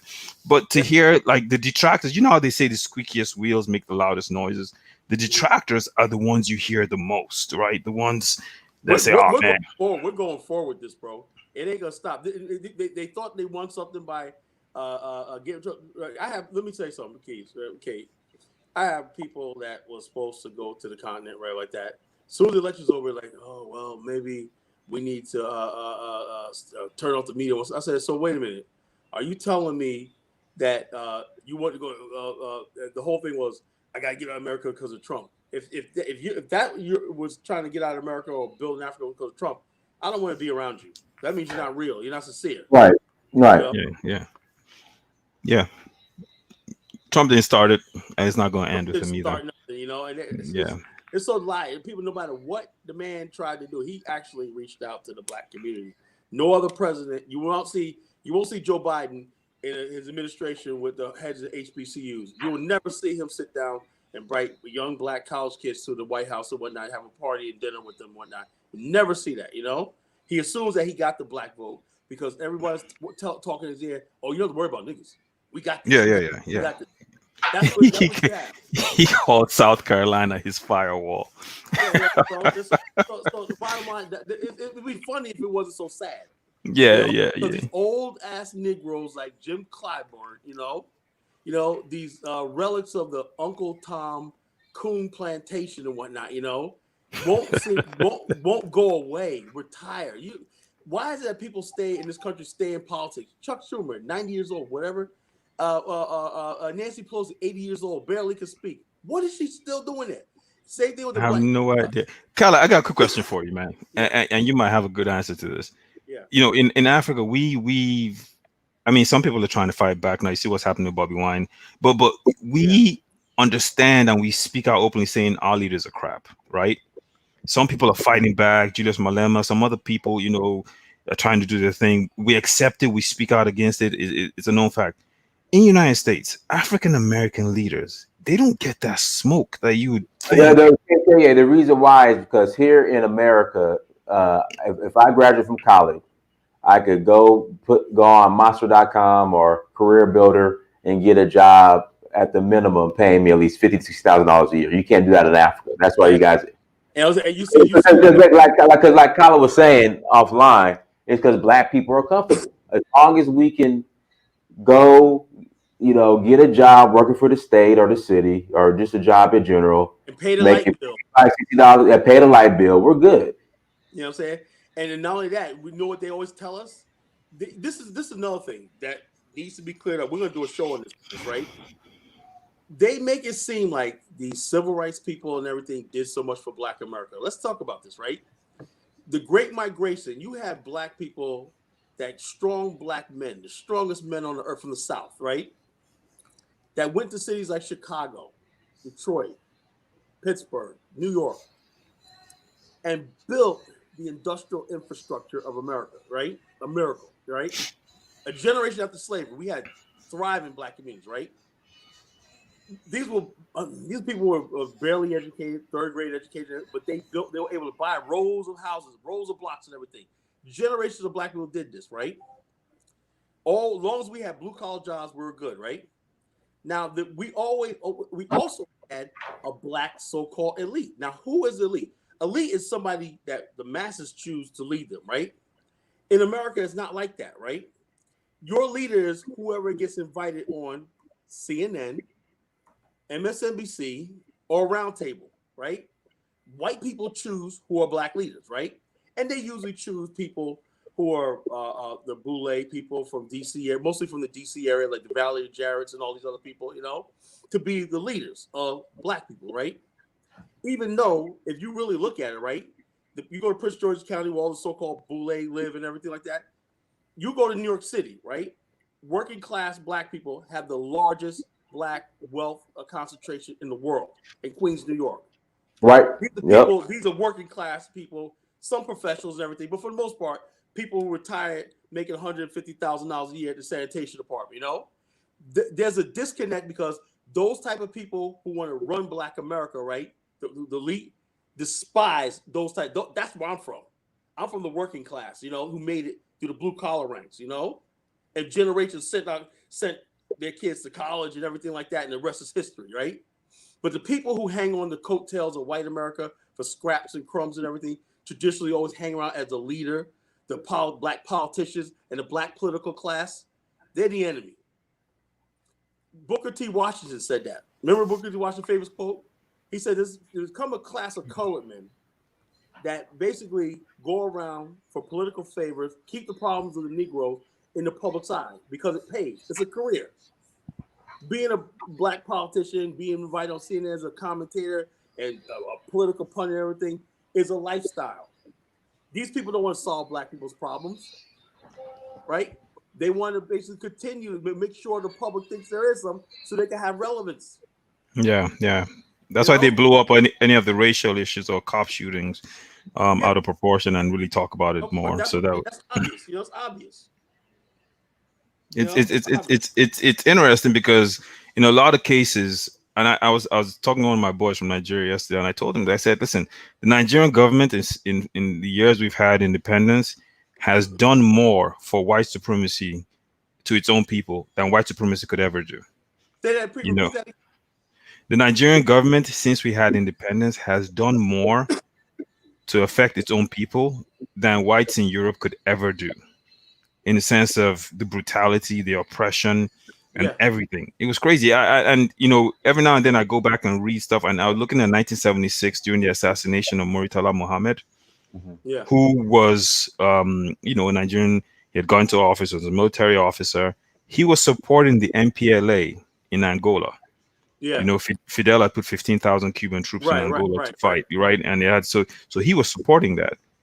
Right. And he believed he was doing the work of the people because he wanted free education, free healthcare, free all this stuff. So was William Talbot. So was William Talbot of Liberia, held the MPLA of Angola too. Correct. So, and here's the thing people forget, Cal. In Africa at the time, the proxy war was in full effect. Yeah. Because of the resources in Africa, United States and the Soviet Union were at war on the soils of Africa, proxy wars, funding people They to would fight they each would other. fight each other, but they Yeah, fought both sides. exactly, exactly. In Ev- Angola and Unita. and if you look at what happened in Nigeria, Murtala Mohammed got assassinated in Ikoyi, Lagos. At that time, Lagos was the capital. He didn't believe in taking bodyguards because he was like, "Listen, I'm doing the work of the people. If they want to kill me, they come ahead." And the dude actually had enough time. Like he emptied a magazine in him, took out the clip, put out a new one, and shot him again. Right? He had that much time, and that's how Obasanjo became the general in charge, and then he Mhm. handed over to a civilian government. But when you look at and I always tell people, a country like Nigeria didn't really get a chance to Nigeria never really had a chance. never had a chance because of oil to really Oil. determine its own destiny. Before a while, I got this on my own. Let me ask you a question, right? Sure. I've always said the root of it is, why is it? I don't understand something, right? Maybe because as a black man, the race, we don't have enough confidence in ourselves. We don't have a confidence in ourselves globally, right? Why can't Nigeria just say BP, Shell, all you get the fuck out? We're taking over these oil fields. Yeah. You got to realize why not? What do we got to lose? Well, Carlos, so here's the thing, right? You nailed it earlier when you were talking, right? There's a global system of power. We have man. Yeah, and that's the thing. And you got to realize Africa does not. Nkrumah said this. Nkrumah was saying one time that Africa should have its own standing military and make its own weapons. Africa doesn't have weapons. Not one country in Africa manufactures weapons, maybe except the Boers in South Africa. But we don't have weapons. We can't defend ourselves. Right? Margaret Thatcher. Let me put it in perspective with just how vulnerable we are. Margaret Thatcher's son took a band of mercenaries, right, to Equatorial Guinea and planned a coup in Equatorial Guinea. A group of guys that were chilling in they were chilling in South Africa. Yeah, let's take over this country. Let's go over. It has oil. Let's take over this country. That's how vulnerable we are. So you got to realize, France assassinated 26 African leaders from independence till present day. The proxy wars had leader after leader after leader getting assassinated, right? You got to realize just that level of vulnerability. If we dare mess with their money, Kala, it's almost like you saying, you know what? I'm going to go down to Wall Street and I'll burn down the most successful building right there, company in Wall Street. Do you know how much money that BP and all these companies will lose if Nigeria just kicks them out? There's no way they let that happen. Look at what's happening. Let me give you an example. Look at what's happening in Venezuela. Yeah. Right? All they're trying to do is determine their own self-destiny. They're just saying, listen, we're going to have our own company. You guys are not going to come in here on mine. That's what Chavez did. Look at everything happening now. A guy rose up, and by the way, he went to school in DC. He just stood up and said, I'm declaring myself president. And then everyone else in the United States and Europe recognized him. Mm-hmm. Because the Bolivarian Revolution was threatening, their oil revenue. So, Cal, the truth is, man, if Nigeria ever try that, we might as well just prepare for war, because that's what we're facing, and that's why I was saying that Africa is really under invasion, and sometimes people don't realize let me put it like this: what African Americans face in the United States with interpersonal social racism is happening to a country like Nigeria on a global stage. On a global stage. That's what's going on. And to be honest, I think our leaders are managers. I think they hire them to manage the country. I'll put it in perspective. Why is it that every Nigerian leader has to go to Chatham House in England to give a speech before he gets into office? It doesn't make any sense. You're not governing people in the UK. You're governing people in your country. But they fly to Chatham House, give a speech to British elites before they get into office. Because the simple fact is Nigeria is still part of the British Crown. There you go. That's the truth. There you go. Let's talk about something you mentioned earlier. Angola, to me, Angola and Liberia, two countries, I believe, maybe Mozambique too, that are free. Liberia was never occupied. There's no Boers, there's no Europeans owning anything in Liberia. And Angola, they uprooted the Portuguese, because Portuguese were the weakest country in Europe. Angola's really uprooted them in that war. and the Cubans came in, and that was it. The South Africans pulled out, you know. And then Yeah, once they killed Angola, Savimbi in Angola, yeah, 2002, yeah, Angola pretty much, Angola owes Cuba a huge debt because without those guys, but Cuba it would have said been we an don't want extension nothing. of South Cuba Africa. said the only thing we want from you, Angola, is to retrieve our dead bodies. Correct. Cuba's really a good friend of Africa. Fidel Castro was a friend of Yeah, Africa. Fidel is celebrated in a lot of African countries because of people saw what he did. People saw, and most people forget when Mandela got out of prison, there were two people he went to see. He went to see Yasser Arafat and he went to see Fidel. And when he came to the United States, the media was all over him and they were giving him hell. They said, how can you go see these guys, human rights violators, criminals, terrorists? And he said, you know what? Your enemies are my enemies. Yeah, I remember that. When we were fighting for I independence, remember that. those people, I was shocked. I thought Mandela was a clown. Then when he went to go see Gaddafi and all these other, I said, okay. Yeah, he did. You know, he did. I was like, okay, I changed my opinion. You know. Yeah, Mandela did what he had to do. He did what he had to do. You know, South Africa was not in a position They weren't ready. Wars out into the ocean. They couldn't do that. It's still 2021. South Africa's still not. We're gonna get rid of white. No, it's not gonna happen. You know, shut the fuck up. You know what I'm saying? They're there. This South Africa's a lost cause. It's a rainbow country. Focus on the rest of Africa. You know.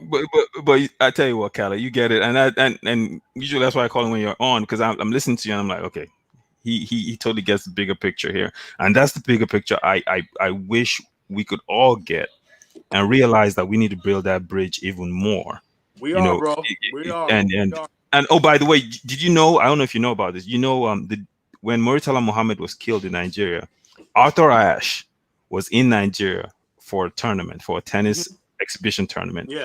And he had a gun pointed at him because they were about to play the day after, and the military came in and said, "Why are you playing the game? We're supposed to be in mourning." What the fella Cootie put in jail right around that time too? Remember fella was put in jail a couple of years after. He was put in jail a couple of years after. Yeah. He was put in jail when they raided his house. The president now was dictator Buhari. He was put in jail under Buhari. No, he was put in jail before Actually, his mother was killed under Buhari, right? No, his mother was killed under OBJ.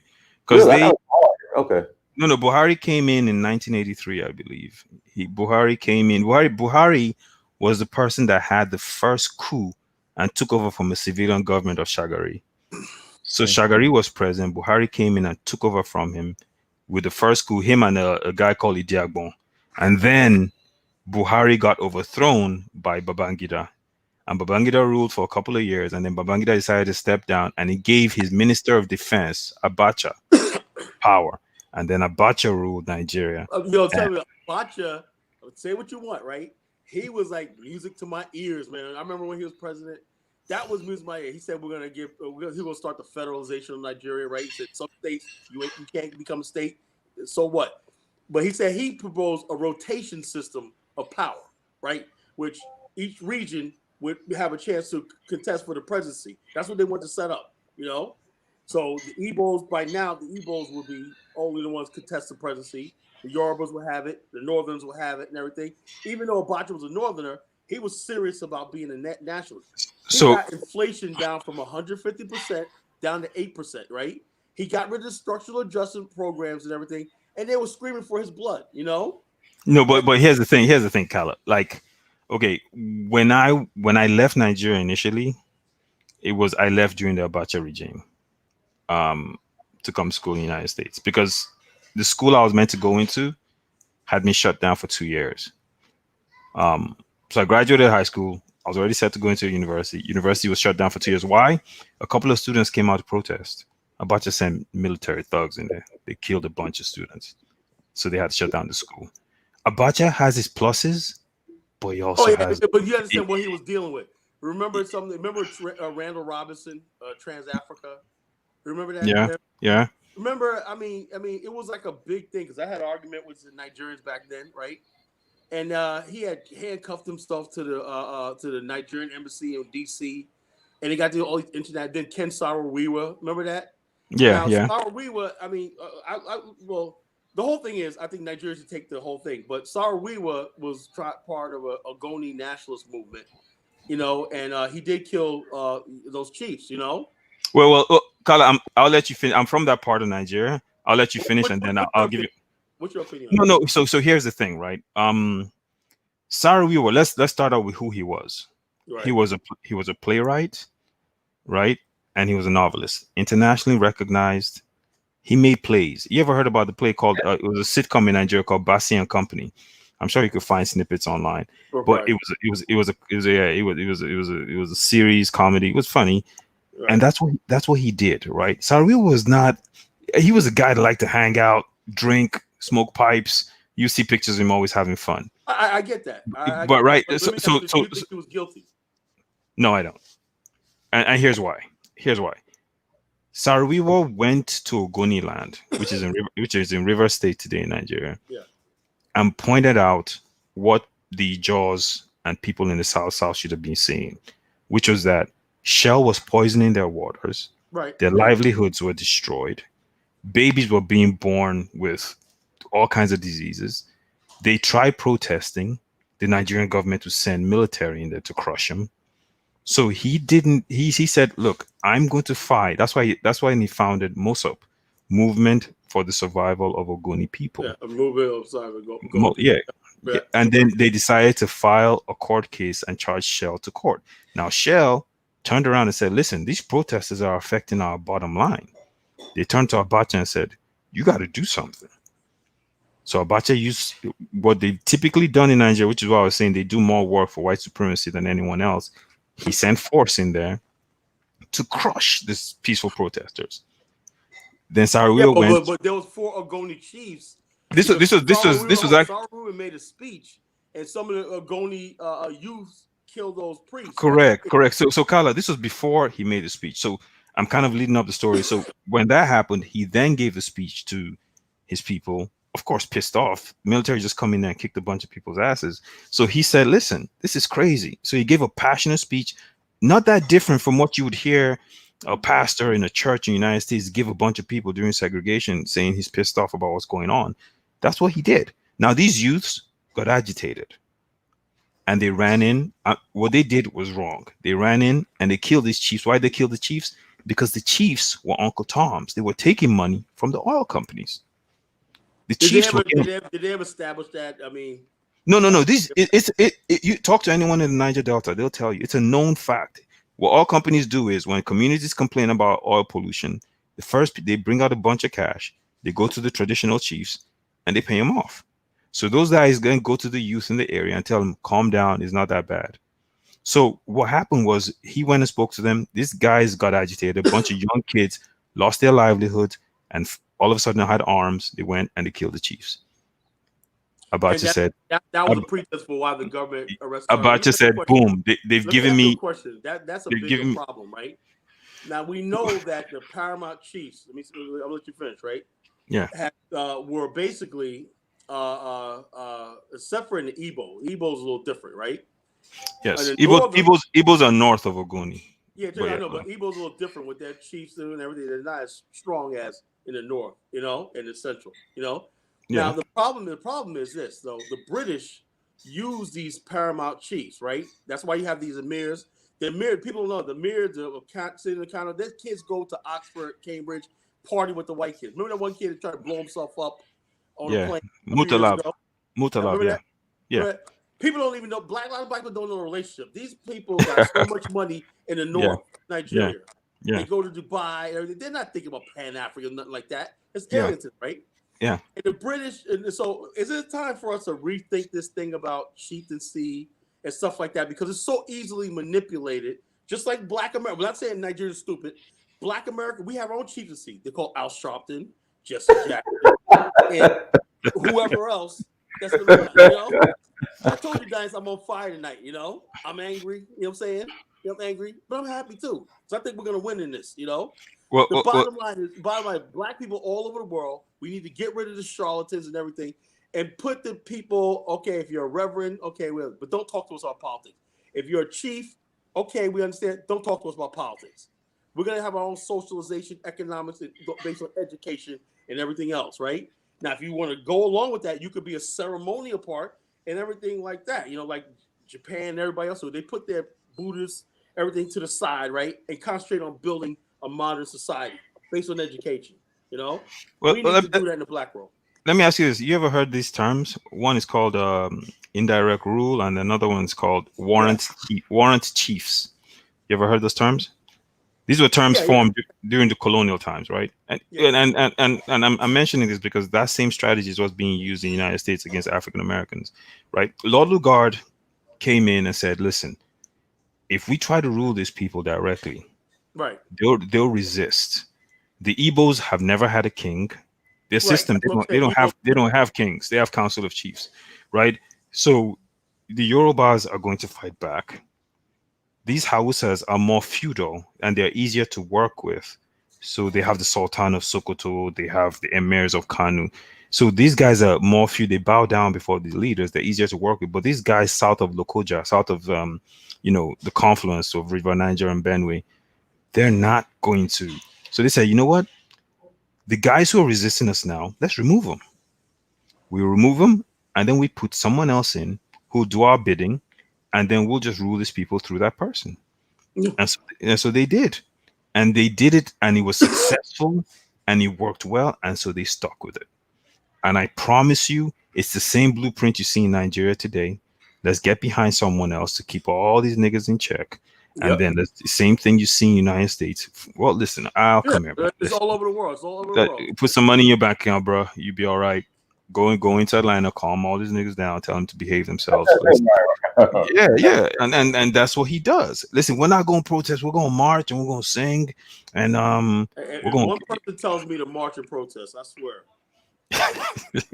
But I mean, that's the story, man. I think we need to wake up. I think we have a lot of work to do. Dynas, congratulations on the Sierra Leonean citizenship. But I have one question to ask, man. Which one's primary? Are you Omo Naija or are you Omo Sierra Leone? I mean, what's the deal, bro? I'm on both. You can't have both.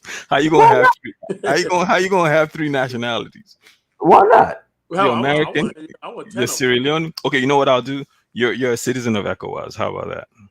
Okay, there we go. That works. Yeah, because he got two.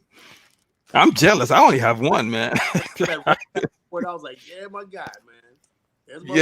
But you do, Dynas. I think if what you're doing, I wish it was contagious, and a lot of people picked up that bug in the United States. Hey, Kay, let me ask you a question. Now, you saw all the controversy going on in between things. That has not had one effect, has slowed down this movement one bit, which tells me this movement is strong and real. You know why? Because Africans are starting to listen to people like me, Dynas, and everything. They see we're real and everything. And so if something happens in the bag, everybody, oh, whatever, they don't work out. If something happens and no one cares. We're because of this beautiful thing called social media, right? Yeah. We're in each other's way. There's more people. Bag have more Gambians supporting them than African Americans. You have the Bag Gambians talk about most of the people who hate Bag jealous African Americans. I'm like, wow, this is a freaking thing. Somebody thought it was going to be a African versus African American, and that's all gone, man. Yeah, that's gone. When that whole thing was going down, I just kept saying, this is the time for people to rise to positions of leadership and help folks understand that this is a waste of time. Yeah. You're bickering amongst each other. Meanwhile, the other people out there just coming in and raping you guys. Raping you bad. I mean, just bad. But I think the thing is, first of all, I love the Bag family. I love what they're doing in Gambia. I think, we have to kind of look at this situation and realize that whatever it is we can do to work together is key. And I'll say this, you guys gotta have patience with my folks and I'll speak about West Africa because I don't know too much about East Africa. We have to unlearn a lot in West Africa. We have to unlearn a lot of colonial influences. You gotta realize we spent longer in colonialism than we have as independent country. Yeah. So there's a lot of brainwashing that's gone on. And then people don't necessarily interact with white folks. You have to realize this. So it's a situation where they don't know. Yeah. They really do not know. They don't know what to expect. and the images they get are all great, by the way. These Yeah. folks, they're nice. They're great people. They Yep. come down, they're building schools, they're giving money. Oh, they're great. Right. So, and I think African Americans could share a lot. And I always say this to people when they complain, oh, I went to Africa and they were doing this and bowing before the white man. I'm like, listen, that was your opportunity to teach that person. You missed an opportunity right there. Because if you don't teach them, they're not going to know. Right. And there's a lot about a lot of things I tell people that we need to know. Our family structures, relationships between black men and black women are destroyed. Every time I see young African couples getting married, loving each other and whatnot, and I'm seeing people in their 50s talking about what type of women they want to date. I'm like, dude, I'm like, I see Africans are not having these problems with relationships and everything. Well, Kala, we do though. We do. It's not. Maybe but not. It's not to the extreme as we are. Yeah. Yeah, I know what you mean. The stuff I hear between black men and black women is suppressing, man. Black women. I saw a video the other day. Black women are through with us. I'm like, I never heard a South African say that about, but much as South African men, and now it's starting to affect Africa too. Now that but Kelly, it's a function not to the extreme as what we're going through here. Yeah, it's a function of the system, though. You gotta realize the American system. This is a guy I went to school with, man. His wife left him, and he got to pay her a ton of money for. And I'm sitting there going, I was like, man, I feel bad for you, bro. But that's just the system, and women understand that the system is tilted in their favor. So the ones that aren't great women are just going to do what they do, unfortunately, and they know it. So is the system in Nigeria? Guess what? If I make money, I build a crib, a woman moves in with me. Not that I would do this, but if it didn't work out, guess what? She's leaving with exactly what she came in with. Right? Oh, not in America. Not in America, no. She leaving with everything you got before she came in, Yeah, like what happened, Dr. Dre? That was kind of messed up. No, the court ruled in his favor. Said whatever. No, I think he kind of gave up. I think he kind of gave in and settled. But he's supposed to be. I think he settled with her. Yeah, whatever, Yeah, but Brother K, we'll go ahead and close out. Anything else you'd like to share in closing? Nah, my man. Thank you for having me on. Kala, nice talking to you again. Listen, I just think that I don't know if people are listening. People that kind of run around saying, "Oh, Africa is this and Africa is that," and then my African brothers kind of say, "Well, African Americans are this and African." We need to stop. We need to stop. Like yesterday. Right. This shit is old. We need to stop. Right. Africa is under invasion. If no one believes it, trust me, just look at what's going on. Chinese are setting up police stations in Zambia. Yeah. They're going to start arresting Zambians in their own country and treat them like crap. I'm telling you. Crazy. Yeah, it's bad. Listen, and we and our leaders don't see, they can't see past the front of their face. So people have to actually be the ones to fight. And African Americans need to understand that Africans and African government are dealing with white supremacy on a global nationalistic level. This isn't on a level of dealing with individuals. You're dealing with governments and secret services and those sort of things. So just kind of keep that in mind and understand that what you're seeing is not a war that's being fought just by Africans being ignorant or whatever the case may be. And likewise, African Americans, there's been a history of things happening. I know tons of wealthy, successful African Americans. Tons of them, I spent time in Atlanta. Trust me, I know tons of them. Diners does too. Atlanta's overrated. You gotta go to Queens, New York. That's what the rest. But the Queens, they're not on YouTube doing videos. Queens people, New York people are insular. You won't know they exist. Yeah. So, anyways, I just think, guys, we need to drop it, and we got to get better, man. That's pretty much it. Yeah. Absolutely. All right, Kay, we appreciate you coming on, brother. All right. I just want to say that go ahead and close out. I will be in Liberia next week. My flight. I didn't know anything about the COVID test and everything, so I had to delay my flight. I was supposed to be touching down today, so I had to put my trip off for another week. And everything. I will be there next. I'll be landing on Monday. Leaving Sunday night. I'll be landing there Monday. And I'll be going to Liberia, meet with people. I might be on a Liberian radio station, talking about my novel, my book, and stuff like that, meeting with certain people and everything. I'm going up to Nimba County. I'm laying a reef at the Santa Quele. I'm meeting with the mayor of Santa Quele that's where the OAU was formed and everything. So we're gonna do a celebration up there. And my people in Nimba County, I'll be seeing you up there. And so I'm gonna have a good time. I'm going to Cape Mount. I'm going to a lot of places. I won't be able to make it to Maryland County, but I'm gonna have a ball. I got everything set up, my place, everything. So I'm ready to go. Just get a plane, and I'll be there. The Kala Thanos will be in Africa. Everyone, thank you so much for joining. Like, share, and subscribe, family. DynastyMirror.com. Also, tour Sierra Leone, April 21st to the 30th. I'm sorry, actually April 20th to the 30th. We're gonna get an extra day in. Until next time, family. Dynasty Mirror, search for Huru. Peace. Peace.